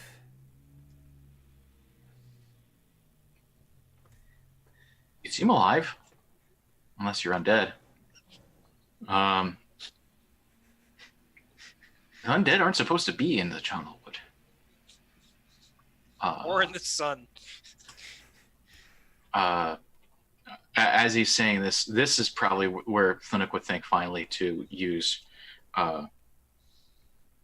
Detect good and evil? yeah, Or divine sense or something like Yeah, that. It's called. Am I actually making friends with a dead thing? Damn it! With roadkill? Oh, now I have to destroy you. You seem really nice. Let's see. Where did you go? So this is detect good and evil? Evil and good, apparently. Oh, evil and good, Or- yes. That order doesn't make any sense to me, but okay. Yeah, evil and good. So for the duration, you Mhm. know if there is an aberration, celestial, elemental, fey, fiend, or undead within 30 feet of you, as well as where the creature is located. Similarly, you will know if there is a place or object within 30 feet of you that has been magically consecrated or desecrated. Yes. The spell can penetrate most barriers, but is blocked by 1 foot of stone, 1 inch of common metal, a thin sheet of lead, or 3 feet of wood or dirt. So you cast the spell. You Bit of bits as he cast this, so we were doing the whole Halo crown thing as a way for him to figure it out. Yeah, it would show up like as symbols around if it fell into any of those things. Grimoire does not appear to be any of those things. He does not appear to be fey or fiend. He's not undead. He appears just to be simply a living creature. Well, that leaves Construct on the list. And if that's the case, we need to keep him away from Dren. Specifically. And because she's not here, she will try to take it apart.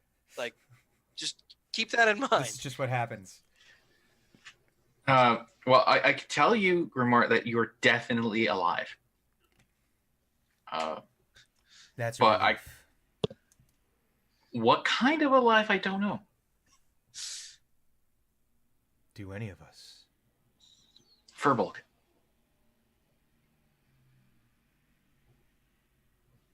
And he points to himself and he says,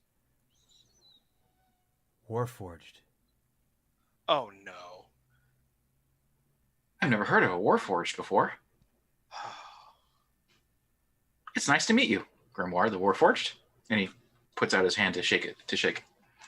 And Grimoire just puts out his hand in the same gesture, doesn't grasp your hand, but just sort of puts it out, like mimics you, and says, "It is nice to meet you."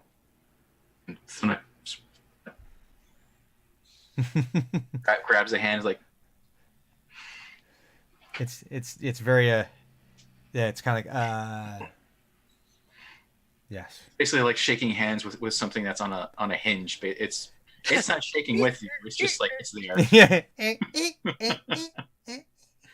It's like, oh, good. Yeah. It's a little creepy. If you like, we can. Let's just sit here for a bit and we'll rest. Are you feeling okay though? Aside from being a little bit tired. Do Warforged eat? Maybe you're hungry. No, I am not hungry. Are you thirsty? Maybe. That'd be a strange thing to forget, to know what it feels like to be thirsty. But maybe you forgot that what thirsty feels like. No. I think I need a bath. I feel... What's the word the elves used? Ookie. Okay. That sounds gross. I know someone who knows of a bath place. One moment. I usually use the river. I'm not sure if you want to use the river. Do you want to use the river too? The river would be fine. Okay. They don't have soap. It's just a river. I think I need to sit here for a while more before attempting that. Okay. And you can see he kind of like sits back on the bench a little bit. You can still ominous creak. And the lights of his eyes, they don't go out, but they definitely like dim. Like they get like smaller. And don't really seem to be focusing on anything specifically. Mm-hmm. And he doesn't seem to be responding at the moment.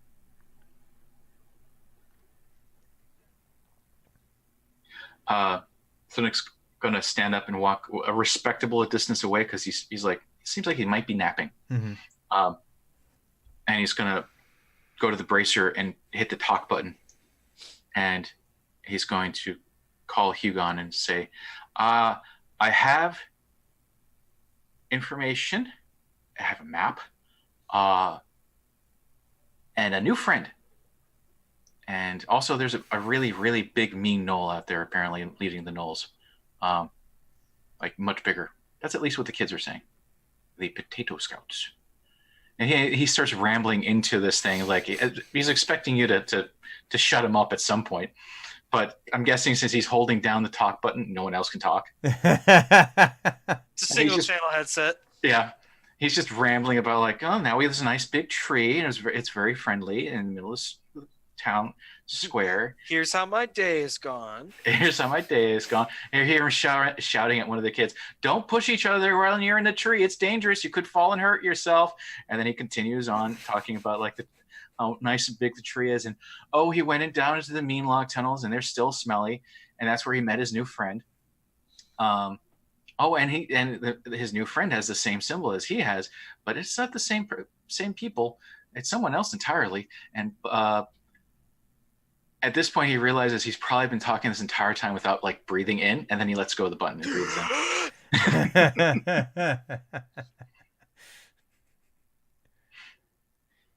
Hugon's only response is,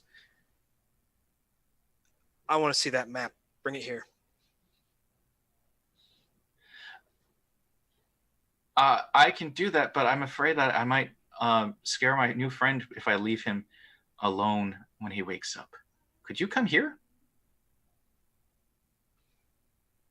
From far away, you feel an anger rising.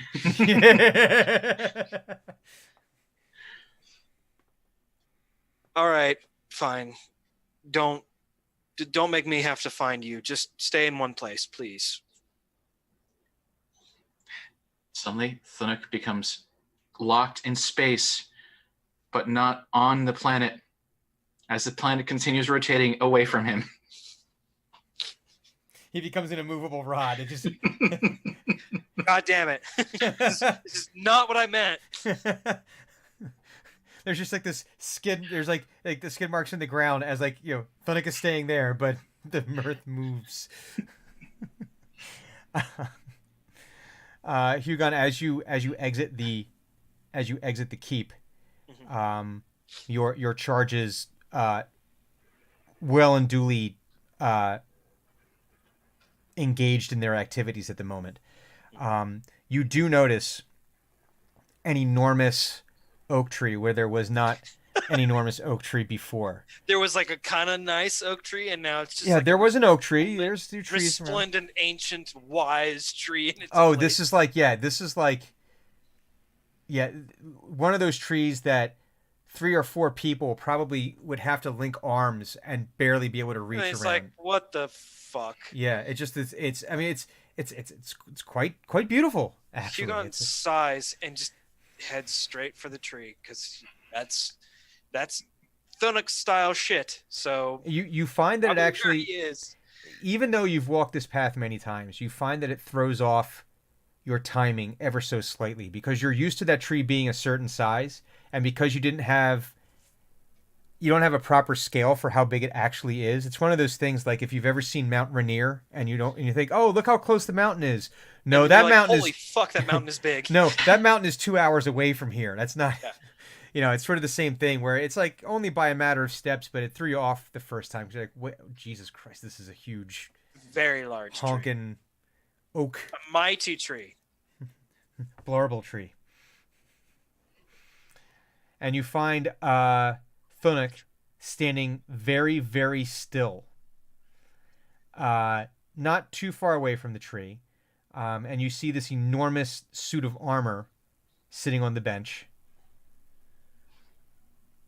Hugon's sigh is even more deep. And you can see that this is armor. You've seen this like when armor sits for too long, not so much the rust, but it gets like this almost sticky grime to it just from Just from hanging out. Yeah, exactly. And it's like even if you'd have to get there and really scrub.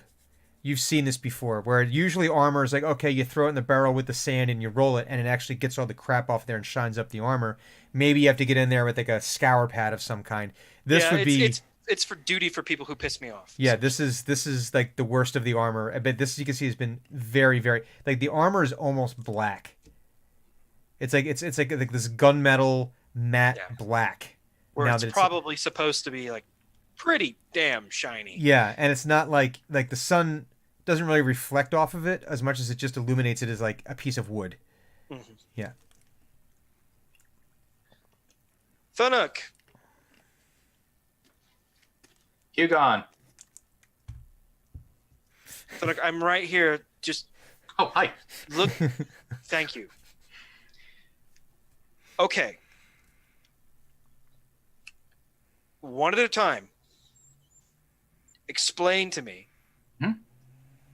what you did to this tree. First, I did some stretching. Okay. As few words as possible. I asked it to grow. That is sufficient. Second thing. What is that? And he points directly at the armor. That's Grimoire.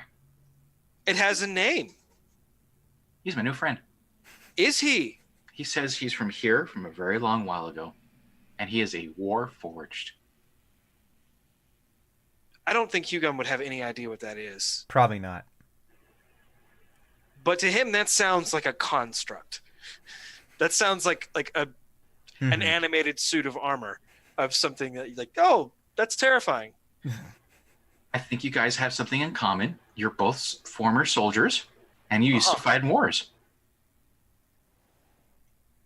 I'm not in. That's Yeah, why it's go. called the war forged. That makes sense. Oh. Mm. Well, I'm so glad that you brought him out here where all these people are. He's Just nice. Are you sure? What if he's not nice? What if he decides that he liked it better when we weren't around? Oh, I checked. Did you? Yes, he is good.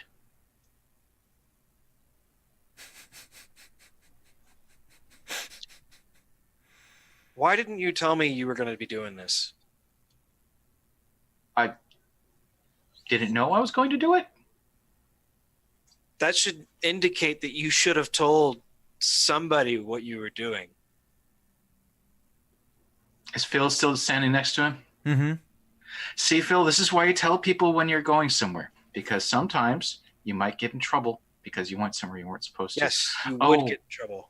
Did I Yes, go somewhere I wasn't supposed to? you did. Oh. Because now we have Grimoire. A new friend. Maybe. He has yet to prove whether he is going to be friendly or an asshole. He's been friendly so far. Has it occurred to you that if he is a war forged, Mhm. right? He might think we're on the enemy side. Oh no, he's got the same thing as my medallion We don't. Here. Oh. But you're my friends. He doesn't know that. Mm. I will tell him we're friends. It's not the point is that you shouldn't wake up warforged when you find them. Just I'll- because. I'll if you remember find that. another one, Uh-huh. don't wake it up. Okay. All right? That's very important. I don't know how I woke him up. So You better just stay away from all of them then. If you find one, just go the other way and tell Okay. somebody where it is so that we can come Mhm. and determine if we would like people like Grimoire to keep waking up. I think I understand. It is Good. sometimes rude to wake people out, just out of the blue. People like to rest and sleep. And if nap. you disturb a warforged, Mhm. it might war on you. And that is important that we avoid that. Oh, I saw you do a war thing in the Shadowfell and the memory thing. But I don't really know what a war is. Isn't just people moving around on the ground like in a field or something on No. horses and no. It's not, no. It is that, but there's a lot worse It's just a things. big fight. Sure. You know what? We're just going to leave it at that. Okay. So Let's go we've talk to discussed Grimoire. what is life, what is the nature of being alive, and what is war on this show. I'm just saying. And you'll notice that Hugon did not answer him. He just said, we're not getting into this. No philosophical debate here. All right, so define to Hugon's senses just what the hell exactly Grimoire is. Like, does he look like a suit of full plate, or does he look like a person wearing a suit of full plate, like where the gaps of the armor would be? There's a person under there, or it's just like a void. Not so much a void. The places where there's gaps, you're seeing it looks like plant growth, Okay. like thick, Alright. thick cables of root. Okay. Yeah. So, for all intents and purposes, it looks kind of like a little bit like a wooden mannequin wearing a suit of armor. Yes. Yeah. A little bit. Yeah. Okay. I think the best description, as you might have said, I think someone said in the comments, you might have said, it looks very much like Alphonse Elric. Okay. Yeah. Man, that is a problem. So Hugon goes and stands in front of it, and he's not armored or anything like that. He's just got his arms crossed, and rather than this thing is sitting down, but it's still 10 feet tall. So Mhm. he's looking almost eye level at it Mhm. right now. Grymore. And the intensity increases as it appears to come out of whatever sleep mode it was in. Hi there. Greetings. So, This is my friend I was telling you about. Thunuk, let's not interrupt. Oh, sorry. Yes. That'd be rude. It's very rude of me. So, I don't want this to come out the wrong way, but Thunuk says you were part of a war, And right? the head kind of looks down and it says, "Yes." Okay. Now, I guess my question is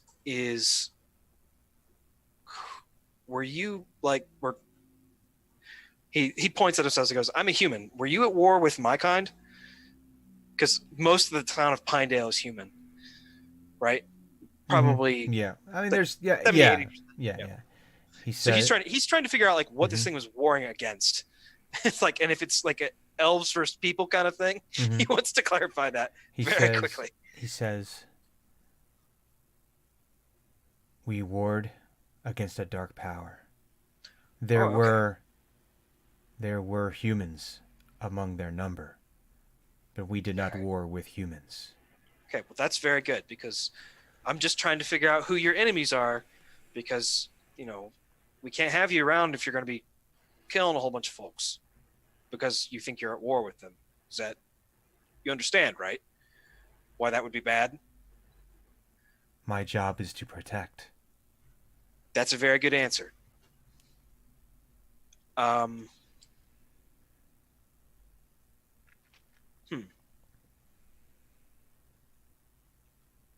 Where are you from? Who made you? I have no memory of my maker. Okay, that's not. There is much I do not remember. I fear I was asleep for too long. Well, just a couple important points for you to learn. This is Pinedale, this place that's on top of where you used to live. All right? It is peaceful here. Yes, and we want to keep it that way. And he turns. You see, looks up at and he looks up at Thunuk, and there's a questioning look in his eyes, and he says, "Is that what we want? Mostly, yeah. Then that is what I want." All right. And now you see the gears in his head start to turn in a very, very not nice way.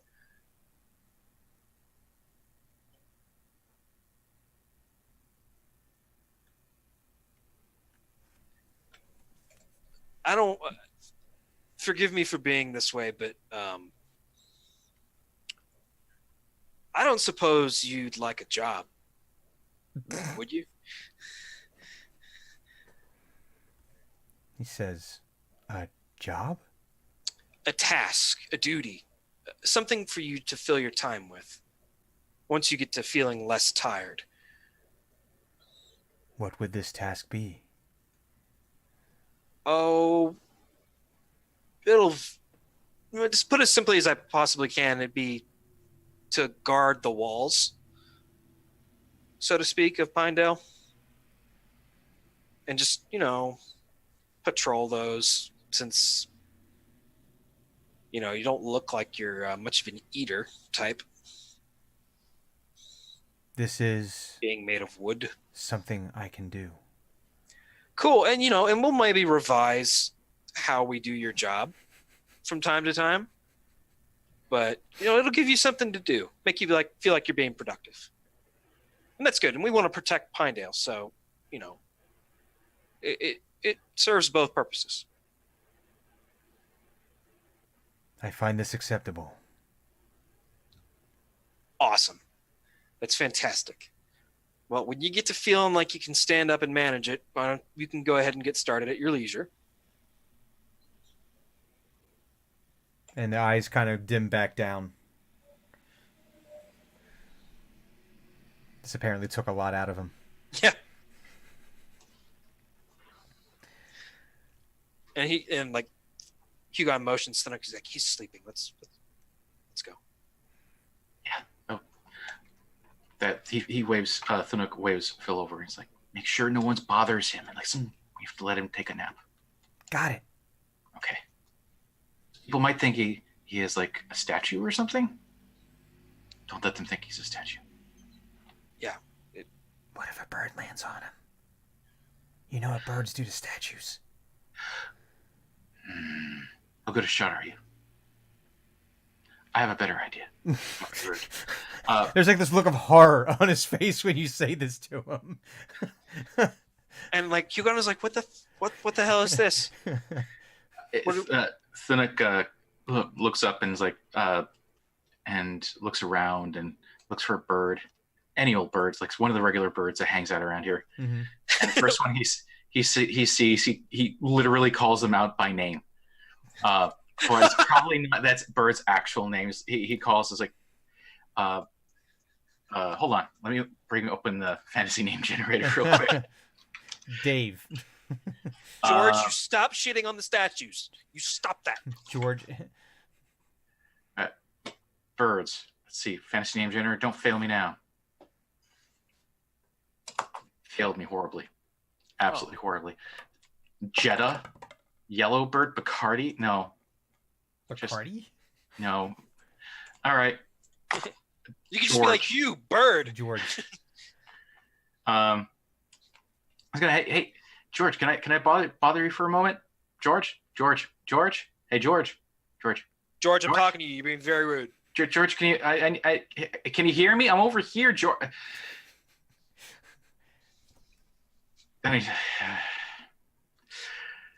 Georgeopolis the Third, eighth of his name, whatever you want to be called today.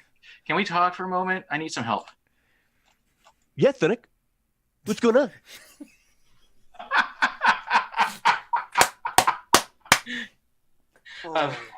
Oh boy. For the folks at home, Roz is playing the part of George, and he is doing the bird dance. The Stellar J dance. The Stellar's J dance. George, this is a friend, and they're not a statue. Could you make sure everyone knows not to poop on him? Looks like statue. Looks like statue. It's not. It's a metal person. Metal statue? A person. They'll be very angry if you poop on them. They might not be happy with that. Not statue. Not statue.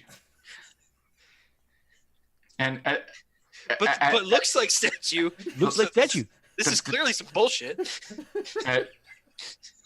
And this, from everyone else's perspective, they're now seeing hit on Thunuk's face the way they usually see Hugon's face when he's dealing with Thunuk. So I understand he looks like a statue. He's not a statue. He's a very nice person. His name is Grimoire. Not statue. Not statue. No Correct. poop. Could you make sure that he is not pooped on? No statue. No statue. I will give you 5 worms if no one poops on him. Bribery. How could you, Thunuk? 5 and 5.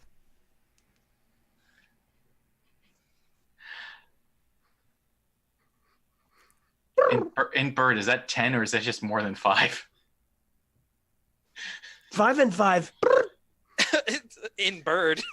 Fuck if I know. I'm sorry. You're the nature cleric here, man.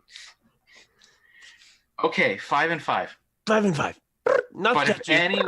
if ever anyone poops on him, no worm. He just flies off.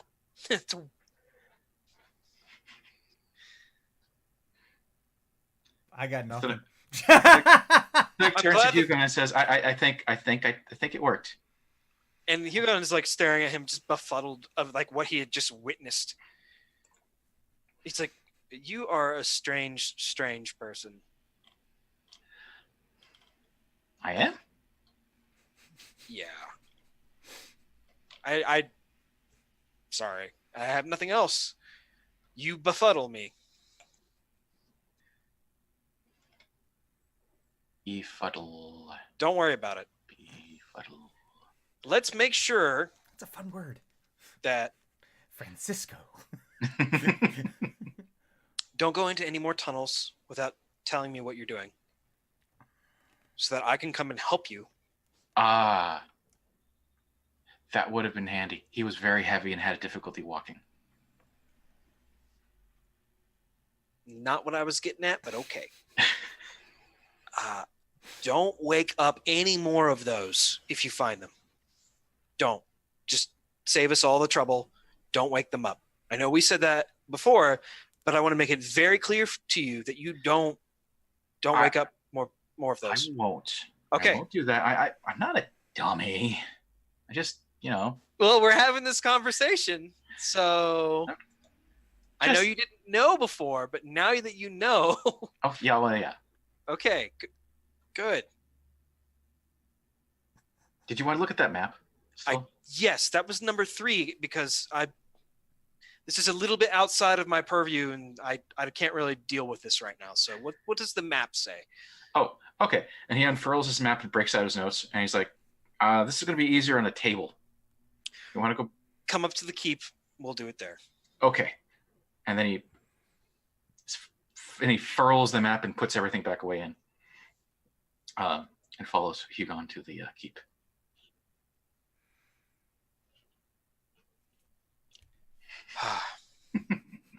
What a strange child your cleric is. Yeah. God, just a barrel of unexpected. My face hurts. Okay, But so just this, for everyone who can't see us and who is listening, this entire time Ross has been laughing his ass off. He keeps himself on mute so he doesn't. But he's just been chuckling like crazy. He has veins now that I would normally associate with greed, but from mirth. He has mirth Rage. veins. and I'm trying real hard to be frustrated to make Hugon be frustrated, and it's so hard because I'm trying not to laugh. Mhm. I'm just like, stop it. Oh my goodness. So according to the map that these children and also Thunuk, who is essentially a large child, But an is excellent any of this cartographer. intelligible to a human being? Oh yes, absolutely. Okay. So there's Thank God. It's a map of the of Pinedale and the immediate surrounding area, the scale of which would walking distance probably a day to maybe 2 days worth of walking area.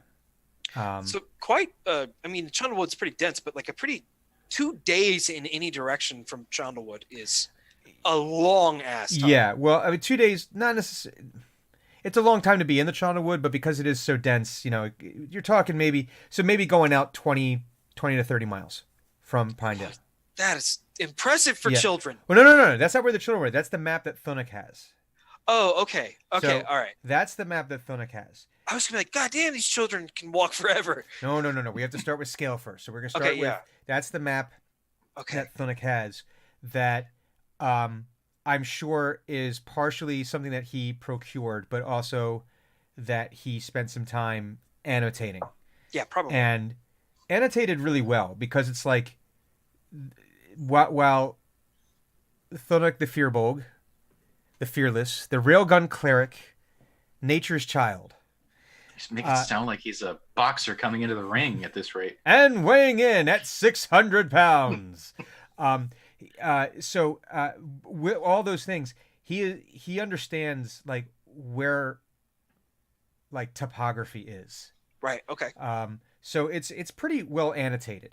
But then you see where the kids had marked off with their little charcoal marks, where they had sighted, and there's probably about 6 to 8 encounters that they've marked on there, and they marked like how many they saw at each one. Like this one, three of the gnolls.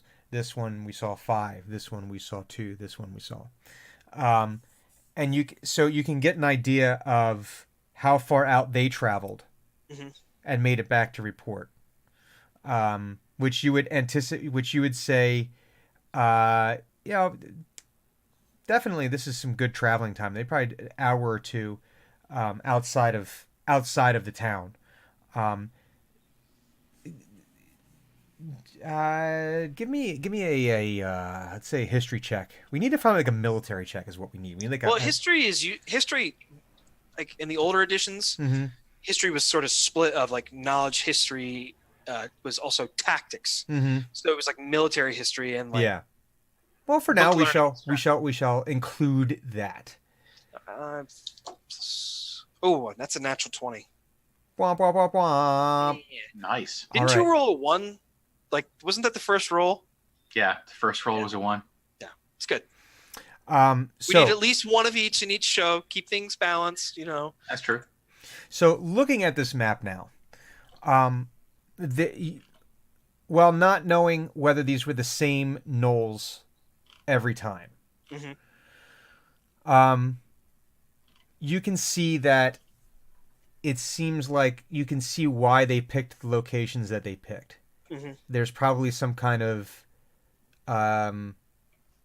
tactical advantage as to whatever reason they were gathered there or patrolling in this area.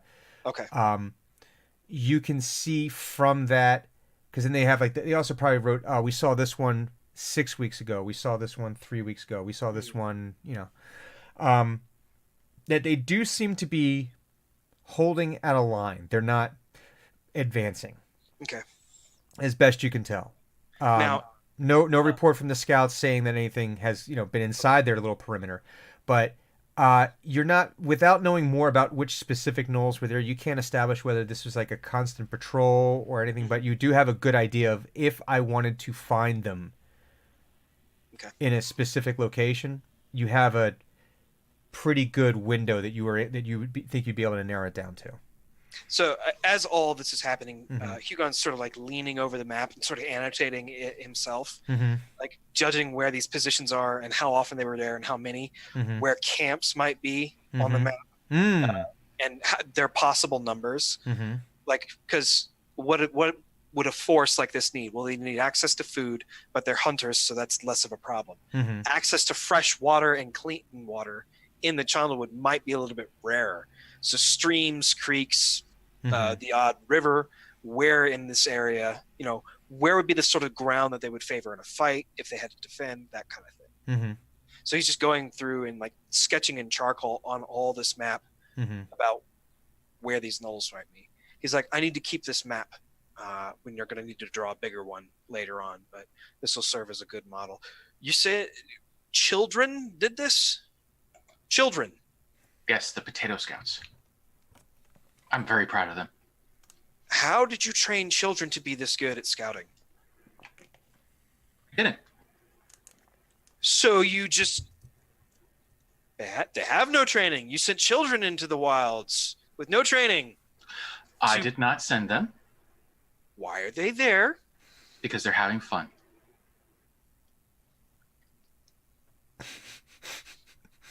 We'll touch on this later. Okay. This is Dad Hugon and Uncle Thunuk.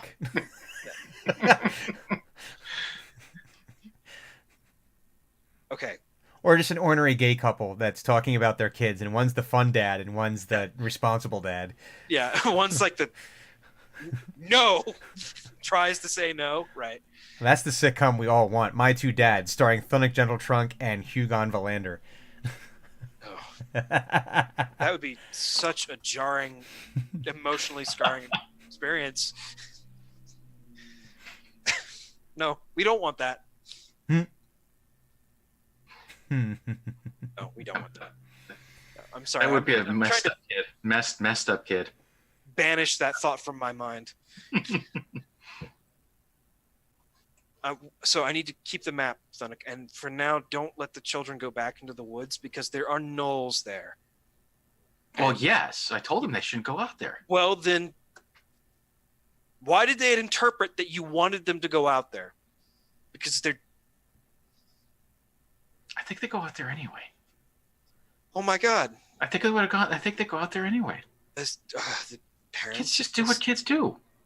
I was a kid. I did stuff like that. I got in big trouble. It's hard to hide when you're tall. Oh yeah, well. But they're small. They can hide anywhere. We'll talk about this later because we're not understanding each other, and I need time to figure out how to explain to you that what just happened there was not good. A pile of dirt that you hadn't noticed before suddenly comes to its feet.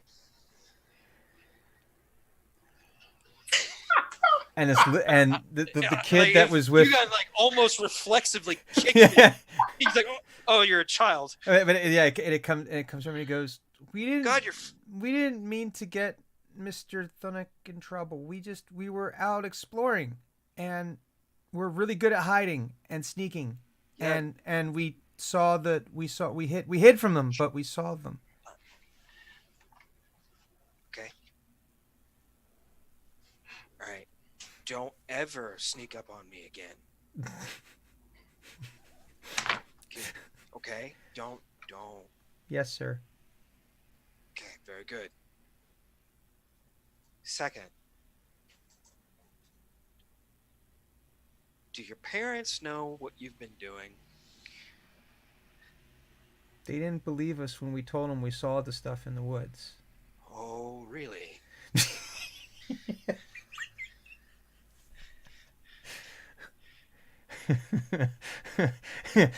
And that the pressure gauge is going up and going up. It's like now Hugon's getting a hierarchy of who to be angry at and where they fall on the meter. Thunnik and the kid are sliding a little bit further down. Yeah. They thought we were telling stories.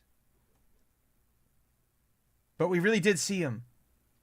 Oh, I believe you. In fact, I'm a little, I would have liked to know this. I would have really loved to heard about all this stuff when you were doing it. You weren't here. Now I am, and I think in the future, there's two people that you need to tell these things to, and one of them is Thunnik, and then I am the other one. Okay? And Philly looks up at you, Thunnik, like with a questioning, like he's... And Hugon like kind of crosses his arm and leans in and is like, yes. You should tell him too, especially when something dangerous like that. Hey, see? Perfect. See, we're both in agreement, and that's Okay. what you should do from now on. But if you see like a pretty butterfly that you really think is neat or something like that, don't just tell me. He doesn't like that sort of stuff. Tell him about the things that aren't important. Yeah. Tell you about the dangerous stuff. Tell me about the very dangerous things in the woods when you are allowed to go back out, because you're not allowed to right now. You've lost your woods going privileges. All of you. Everyone has lost their woods going privileges. There aren't others out there right now, are there? Oh my God, there had better not be. I don't think so. I think they all were here for the jamboree. Okay, good. Okay. Yeah, everyone was here. Okay. Okay. We'll have another meeting tomorrow. And No, we're going to learn more okay. stuff tomorrow. You can have a meeting, but no going into the woods for anyone. You've all lost your privileges. What, even me? Yes, you. But there's spiders and they're delicious. We will discuss this later, not in front of children. Don't fight in front of the kids. It's a good thing we brought all the spiders back this morning. Oh, we did spider job, by the way. I know. Yeah. Right, we're spiders for days. It's gonna be great. No. All right. You and I, we're going to the keep, and we're gonna look back at the map, and we're gonna figure out some stuff. All right. Yes. Okay. So, focus.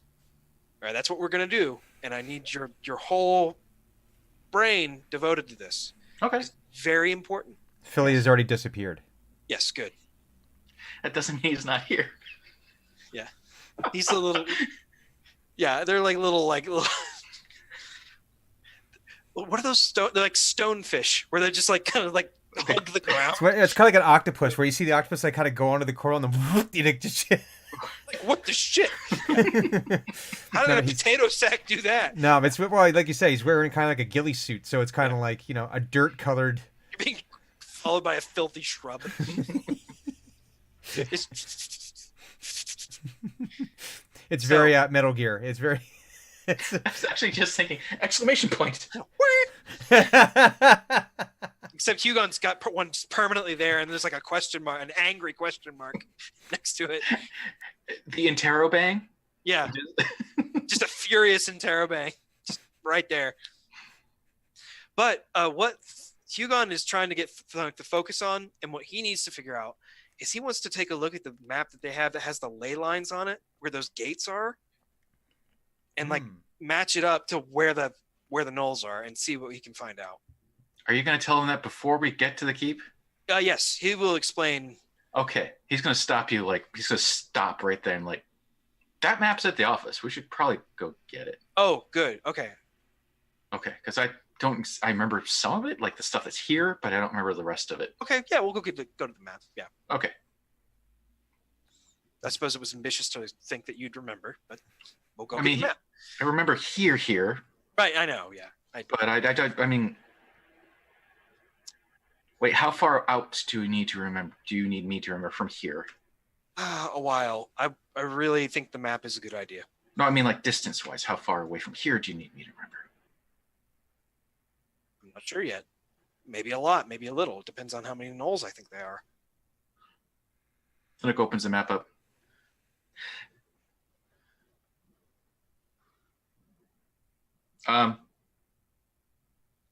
I can remember this. Okay. This much of it. So the map, like that's like 2 days ride out Yeah. from. Are you actually like holding up like a fist, like saying? He's holding up the map. Oh, Like he oh, he oh. unfurled the map and he's looking at it and he turned it around and he showed it to Hugo and it's like, I remember this. Okay. As he has this region Mm-hmm. memorized. Ah, okay. Because he has been walking this area for such a long time. Okay. So if you overlaid the ley lines here, he remembers that. Okay. Well, yeah. Using this knowledge, based on where these knoll encampments are, or where I think they are, Mm-hmm. where are we seeing the ley line crossings? Because he knows that those shadow gates are significant, Mm-hmm. and he remembers the map saying at these intersections these shadow gates existed. Yeah. So when you look at this, you can see that while the sightings don't seem to pertain to any specific like ley line, like there's, all right, well these two are, I'm sorry, the dogs have opinions about this whole thing. There's some that like are on a ley line but not near a shadow gate. There's others that are like within a certain distance of it, but it doesn't seem to be like there's any kind of pattern there. But you can see that where you think you've marked off potential encampment locations, there is one that's probably call it an hour or two from one of the shadow gates on the map. Okay. But nothing that you've marked off so far would really say, okay, yeah, they're sitting right on top of a shadow. This is like gate right main now. base or anything like that. Yeah, yeah. Can I form any sort of pattern out of the spottings of the Great Big Knoll? Like, are those clearly identified by these children? Yeah, of the 8 or so markings that they've put on there, there's 3 separate locations where they saw the big knoll. As far as a pattern, again, without knowing more about the knolls themselves, whether this was the same group that's seen every time, whether it was all individuals. Right. Yeah. Hugo And is timing. very It's impressed. timing. It seems to be at random. You don't. Yeah. You're not seeing like, oh, Every 2 weeks here, Here, every here, 3 yeah. weeks. yeah. Hugo is still very impressed with the abilities of these children.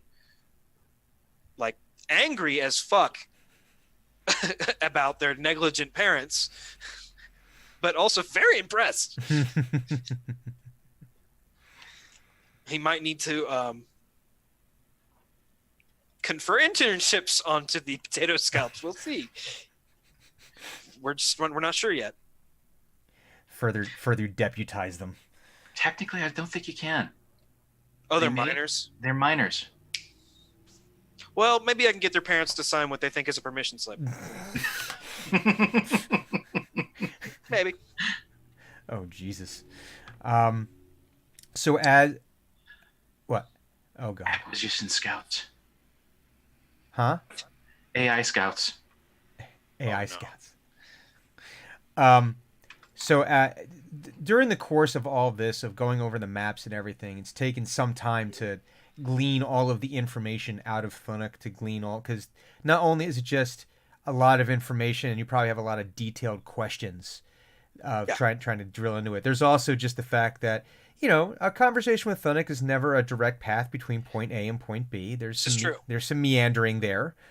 And asking his opinion is like really, really dangerous. It is, but you also probably know that when it comes to the woods, sometimes you have to let them meander a little bit because there might be some nuggets in there. Right.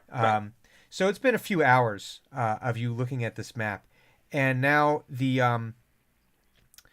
sun, while not setting, is definitely starting to get near the treetops. So we're talking about, in summertime, probably 6-ish, 7-ish. Okay. And as you were you guys in the office doing, or no, you guys stayed at the keep, correct? Well, we went and got the map, and then I assumed we returned to the keep. Where Okay. Hugon Big map kind of has is, like a right. war table kind of thing. going. So, Hugon, you go back to working with your recruits, with your interns. You have Fight Club that you need to run.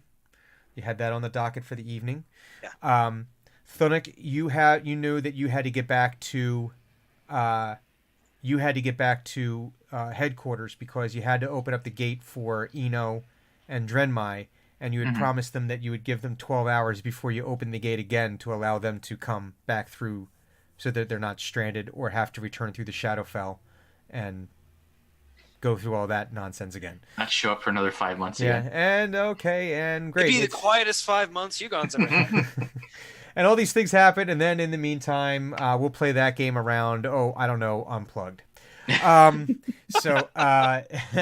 But as you're returning back to the office, you see that the kids are still playing in the trees, are still playing in that one tree, but they're also playing the games of like hide and seek now.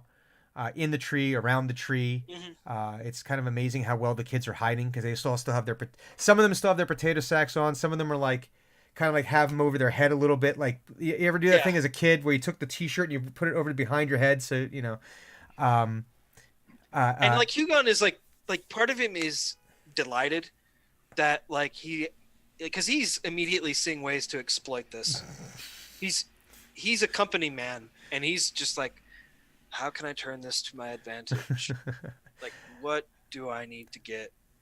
Like, what do I need to do to get this on my side? But you see some of the parents have actually brought some tables over, and they've actually brought food out, and it looks like a impromptu like picnic situation where the parents are out talking with each other. Some of them are playing tag with the kids. Even the older kids are kind of like hanging out and like seeing, oh, this is getting, they're trying to jump up in the tree now, and you can so see Hugon's like, oh, what a fantastic opportunity. He goes, excuse me, are any of these children, these filthy children in the potato sacks, yours? I would like to have a conversation with some parents. So you summon yes, you summon the parents over. I mean, like, you don't have to do this on Yeah. screen, but you're like, okay, all the children go away like 3 blocks so that you can't hear me screaming obscenities at these parents. So you decide to tear down an idyllic summer scene. Just to harangue these fucking parents to make them feel infinitesimal. Like, how fucking dare you? But you can see that George is dutifully guarding Grimoire. Every time a bird comes anywhere near it, he does like that bird dominance thing where he squawks over, and makes a big Piss off! This is big my noise statue. and flies at him and gets him away. You can see that some of the some of the smallers, the sparrows, are actually doing this now as a game just to annoy him. Oh, by the way, Roz, what kind of bird were you? Stellar's Day. I think I was I think it was a blackbird. Blackbird. Okay. Yeah. Okay. So now, yeah, the sparrows are actually, doing this just as a way to annoy George. Now they know they're not supposed to be there, but it's like, oh look, I'm not touching him. And you can see like one of the smaller potato scouts is actually curled up under the bench. You could barely see him because when he's curled up, it's like he's almost disappeared. But he's actually taking a nap. You can see Little grass ninjas. he was like actually like one of the ones that was flying up the tree when you first, he just basically wore himself out, found a quiet place and slept. Is taking a little nap. Some of the kids are actually taking the time to eat now, and Yeah, this is like a Hugon parent-teacher conference happening Mhm. to like one side. He's So- like trying really hard not to scream at them. and as the sun slowly sets on Pinedale for that evening, Eno and Drenmai go off to the Shadow Monastery to go engage in their shenanigans. You can hear Hugon's, once he's done haranguing the parents, you can hear him actually still at the keep, yelling commands at the troops, and His default volume is loud. you can hear like the cheers from the interns as they're engaged in the fight club. As there's you can hear there's some kind of activity going, echoing throughout the town and off the mountain walls. And the third shift, you can see them as some of the lights start to come on in windows. You can see some of the in the twilight of this summer's evening, you could see the third shift miners are starting to work their way up the path up into the mine, as the second shifters are working their way down to see their families and get there. And I think that's actually a really good place for us to end our game this evening. A nice quiet moment in Pinedale. Next week we'll deal with a man having his headpan electrocuted. He's like, one more week to think about. Yeah, what and she's like done. have these incredible plans, these elaborate plans on how you get to escape. Mm-hmm. We're gonna have some fun Well with that. prepared. So we're going to take the briefest of breaks, and we will come back for Table Talk for those who wish to stick around, and we talk about our favorite moments and our various plans. For the folks who may not want to stick around, just in case you want to know what's happening this week, late to the game, Tuesday night. Are we still doing Banner Saga? Yes, I have successfully not murdered everyone by accident. So, and I have actually used one continue. Oh, I really? managed to wipe out, because there when you go into a fight scene Right. and you have the option to rout the fleeing enemy. Mm-hmm. If you're not careful, you could die. And at some point of the game, portions of the game, if you do, all your people get knocked out, it's game over. It's just game over. You've lost. Would you like to go to a checkpoint? Mm-hmm. Try again. Try again. And I had to do that. So I have technically used a continue. All right. Well, I mean, that's 49 just to one. go. We'll have like 49. I'll tell you. We'll talk about it. We'll come back to that, but I just want people to don't always stick around for Table Talk to know exactly what's going to be happening on Late to the Game. So we're going to come right back with Table Talk. So stick around.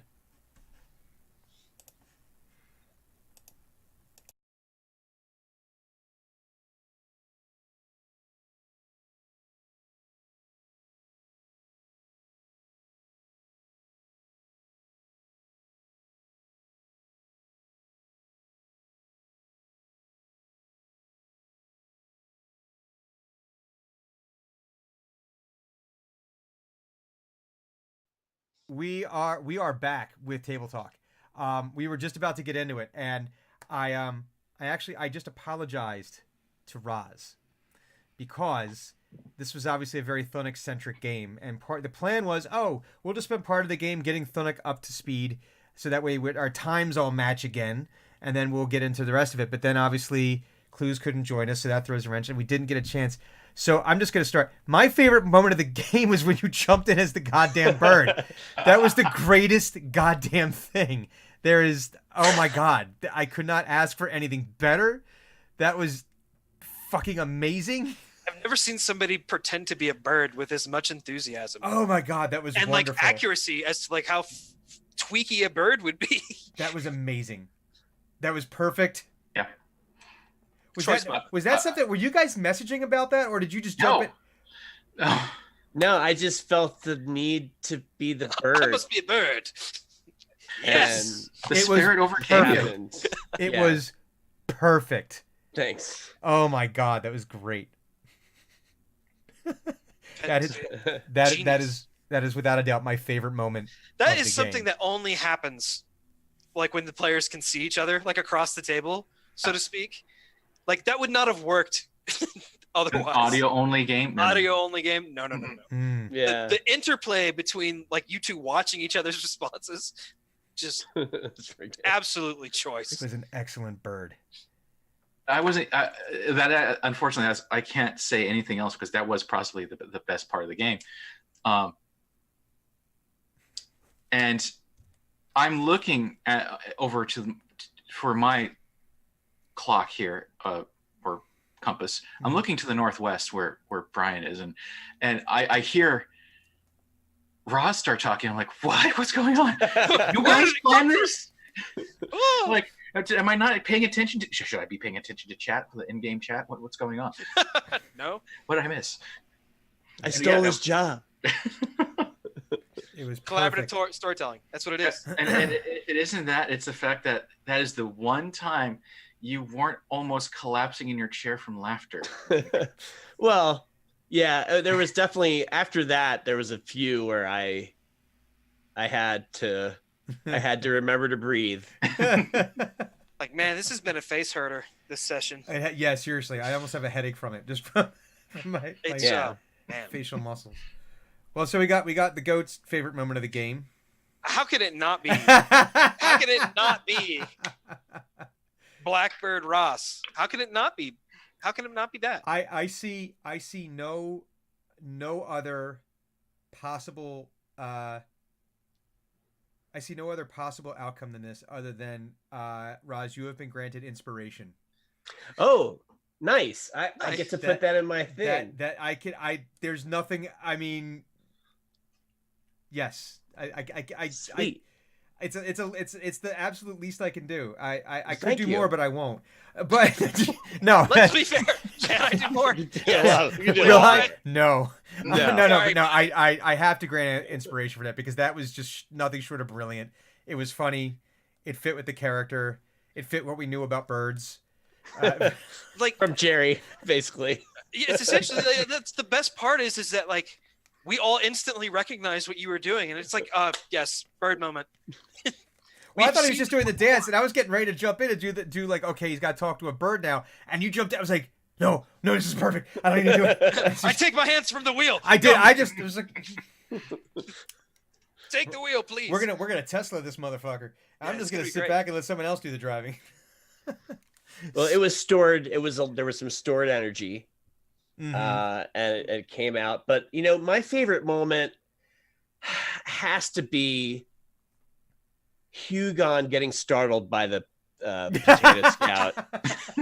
That's when I nearly I almost had to run out of the room because I was freaking out about it. I had to cover my face. That was very, very funny the way you reacted to that. Don't ever Just do sort of that like, again. kick. It was Oh. very good. Oh man, Oh man. so many fun moments. Yeah, this was a good RP Yeah, heavy Fantastic. episode. Oh, Love it. I am sorry that Clues missed it because Yeah. this is It's okay that it worked out this way. Honestly, but that's D&D. You know. It I is. mean, well, and it feels more like this was sort of a skill, like a downtime skill challenge Mm-hmm. a little bit, is what it kind of felt like to me. Mhm. Because like Thunnik had to suss out what these children were giving him on the map, Mm-hmm.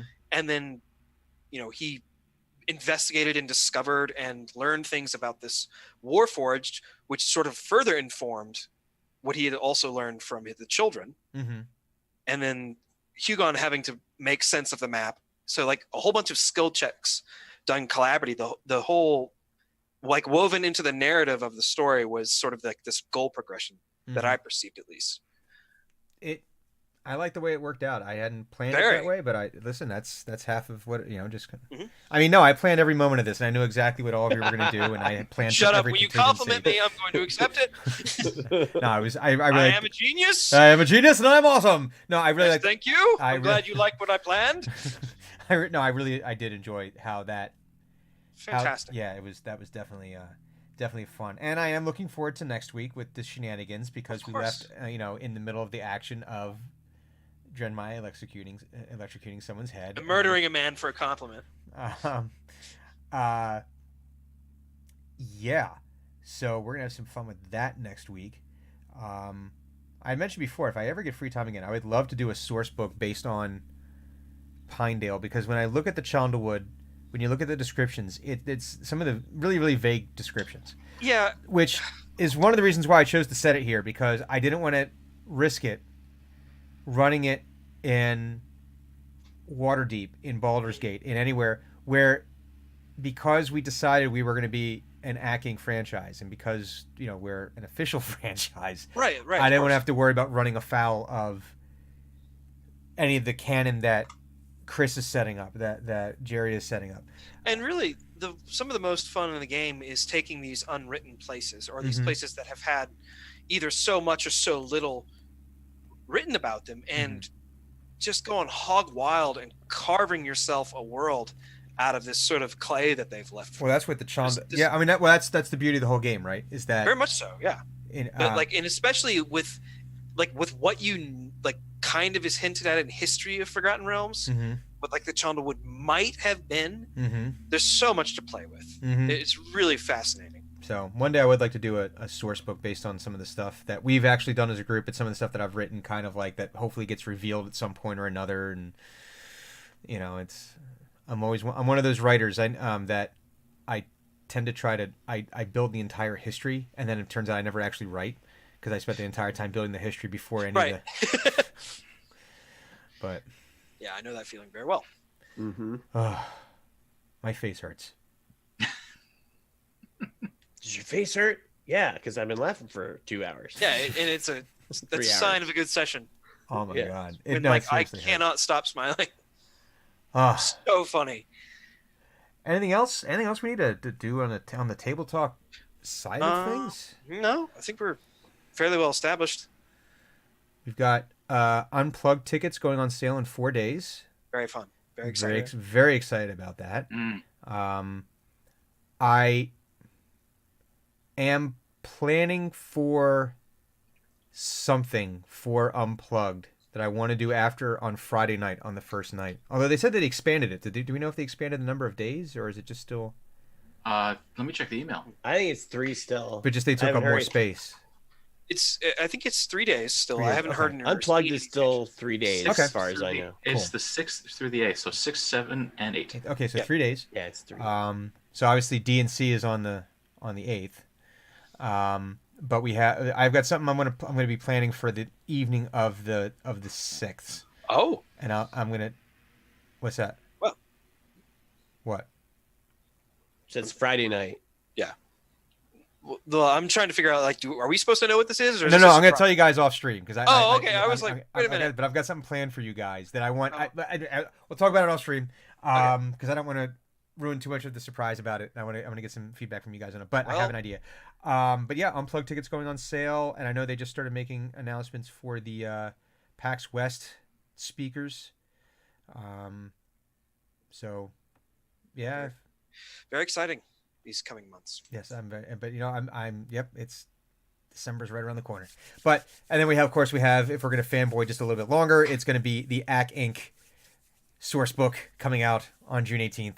I have already pre-ordered it. I'm very excited. Awesome. There is a thing we do have to mention, though. Yes. It put out a thank you to everyone who backed our Indiegogo for the event. Yes. Mm-hmm. Because it ended on Monday, and we met our goal, and then some. Mm-hmm. So thank you all, everyone, and we're looking forward to seeing you. Oh, we absolutely. Yeah, it's going to be fantastic. I'm looking forward to cooking for you. So excited.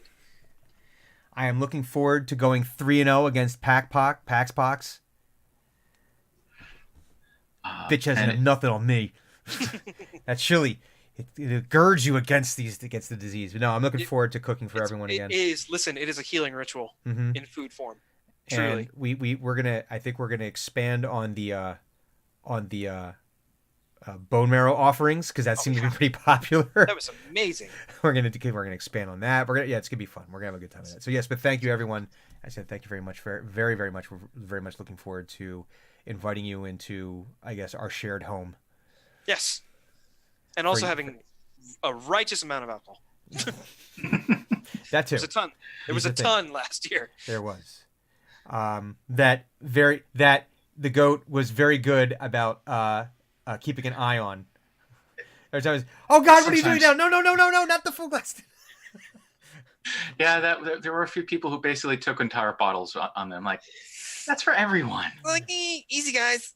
Yeah. But we've learned some interesting lessons from last year, including the fact that while it was a mountain of booze, it wasn't enough. No.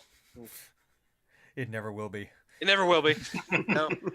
Because the appetite for it, the booze will always, whatever amount we have, will always fill that space. But then as soon as it's filled, the appetite will immediately expand. Yes. So. Anywho, I need to go relax my face. I need to go get some muscle relaxers or something. Just put your face under a faucet for a while. No, I just need to go watch something really sad. Just do the opposite side. Sort of bring me back into the middle. Yeah, finally. I need to go watch the final scene of Rudy is what I need to do. And then God. I never actually saw Rudy. Maybe I should sit down and watch that one of these days. That one, yeah. Yeah. Okay. Well, anywho, I'm gonna take us to the end credits here, and we will see you guys next Sunday with an all-nude episode. Not all-nude, all-new episode. Whoa. That's an entirely different stream and not on Twitch. No. Listen, that might violate the TOS. But an all-new episode of Team X. As our crew engages in more shenanigans in the Chandlewood and beyond, and yeah, we'll see you guys in the funny pages. So everyone, be cool to each other. See you next week. Sweetest Bye-bye. dreams.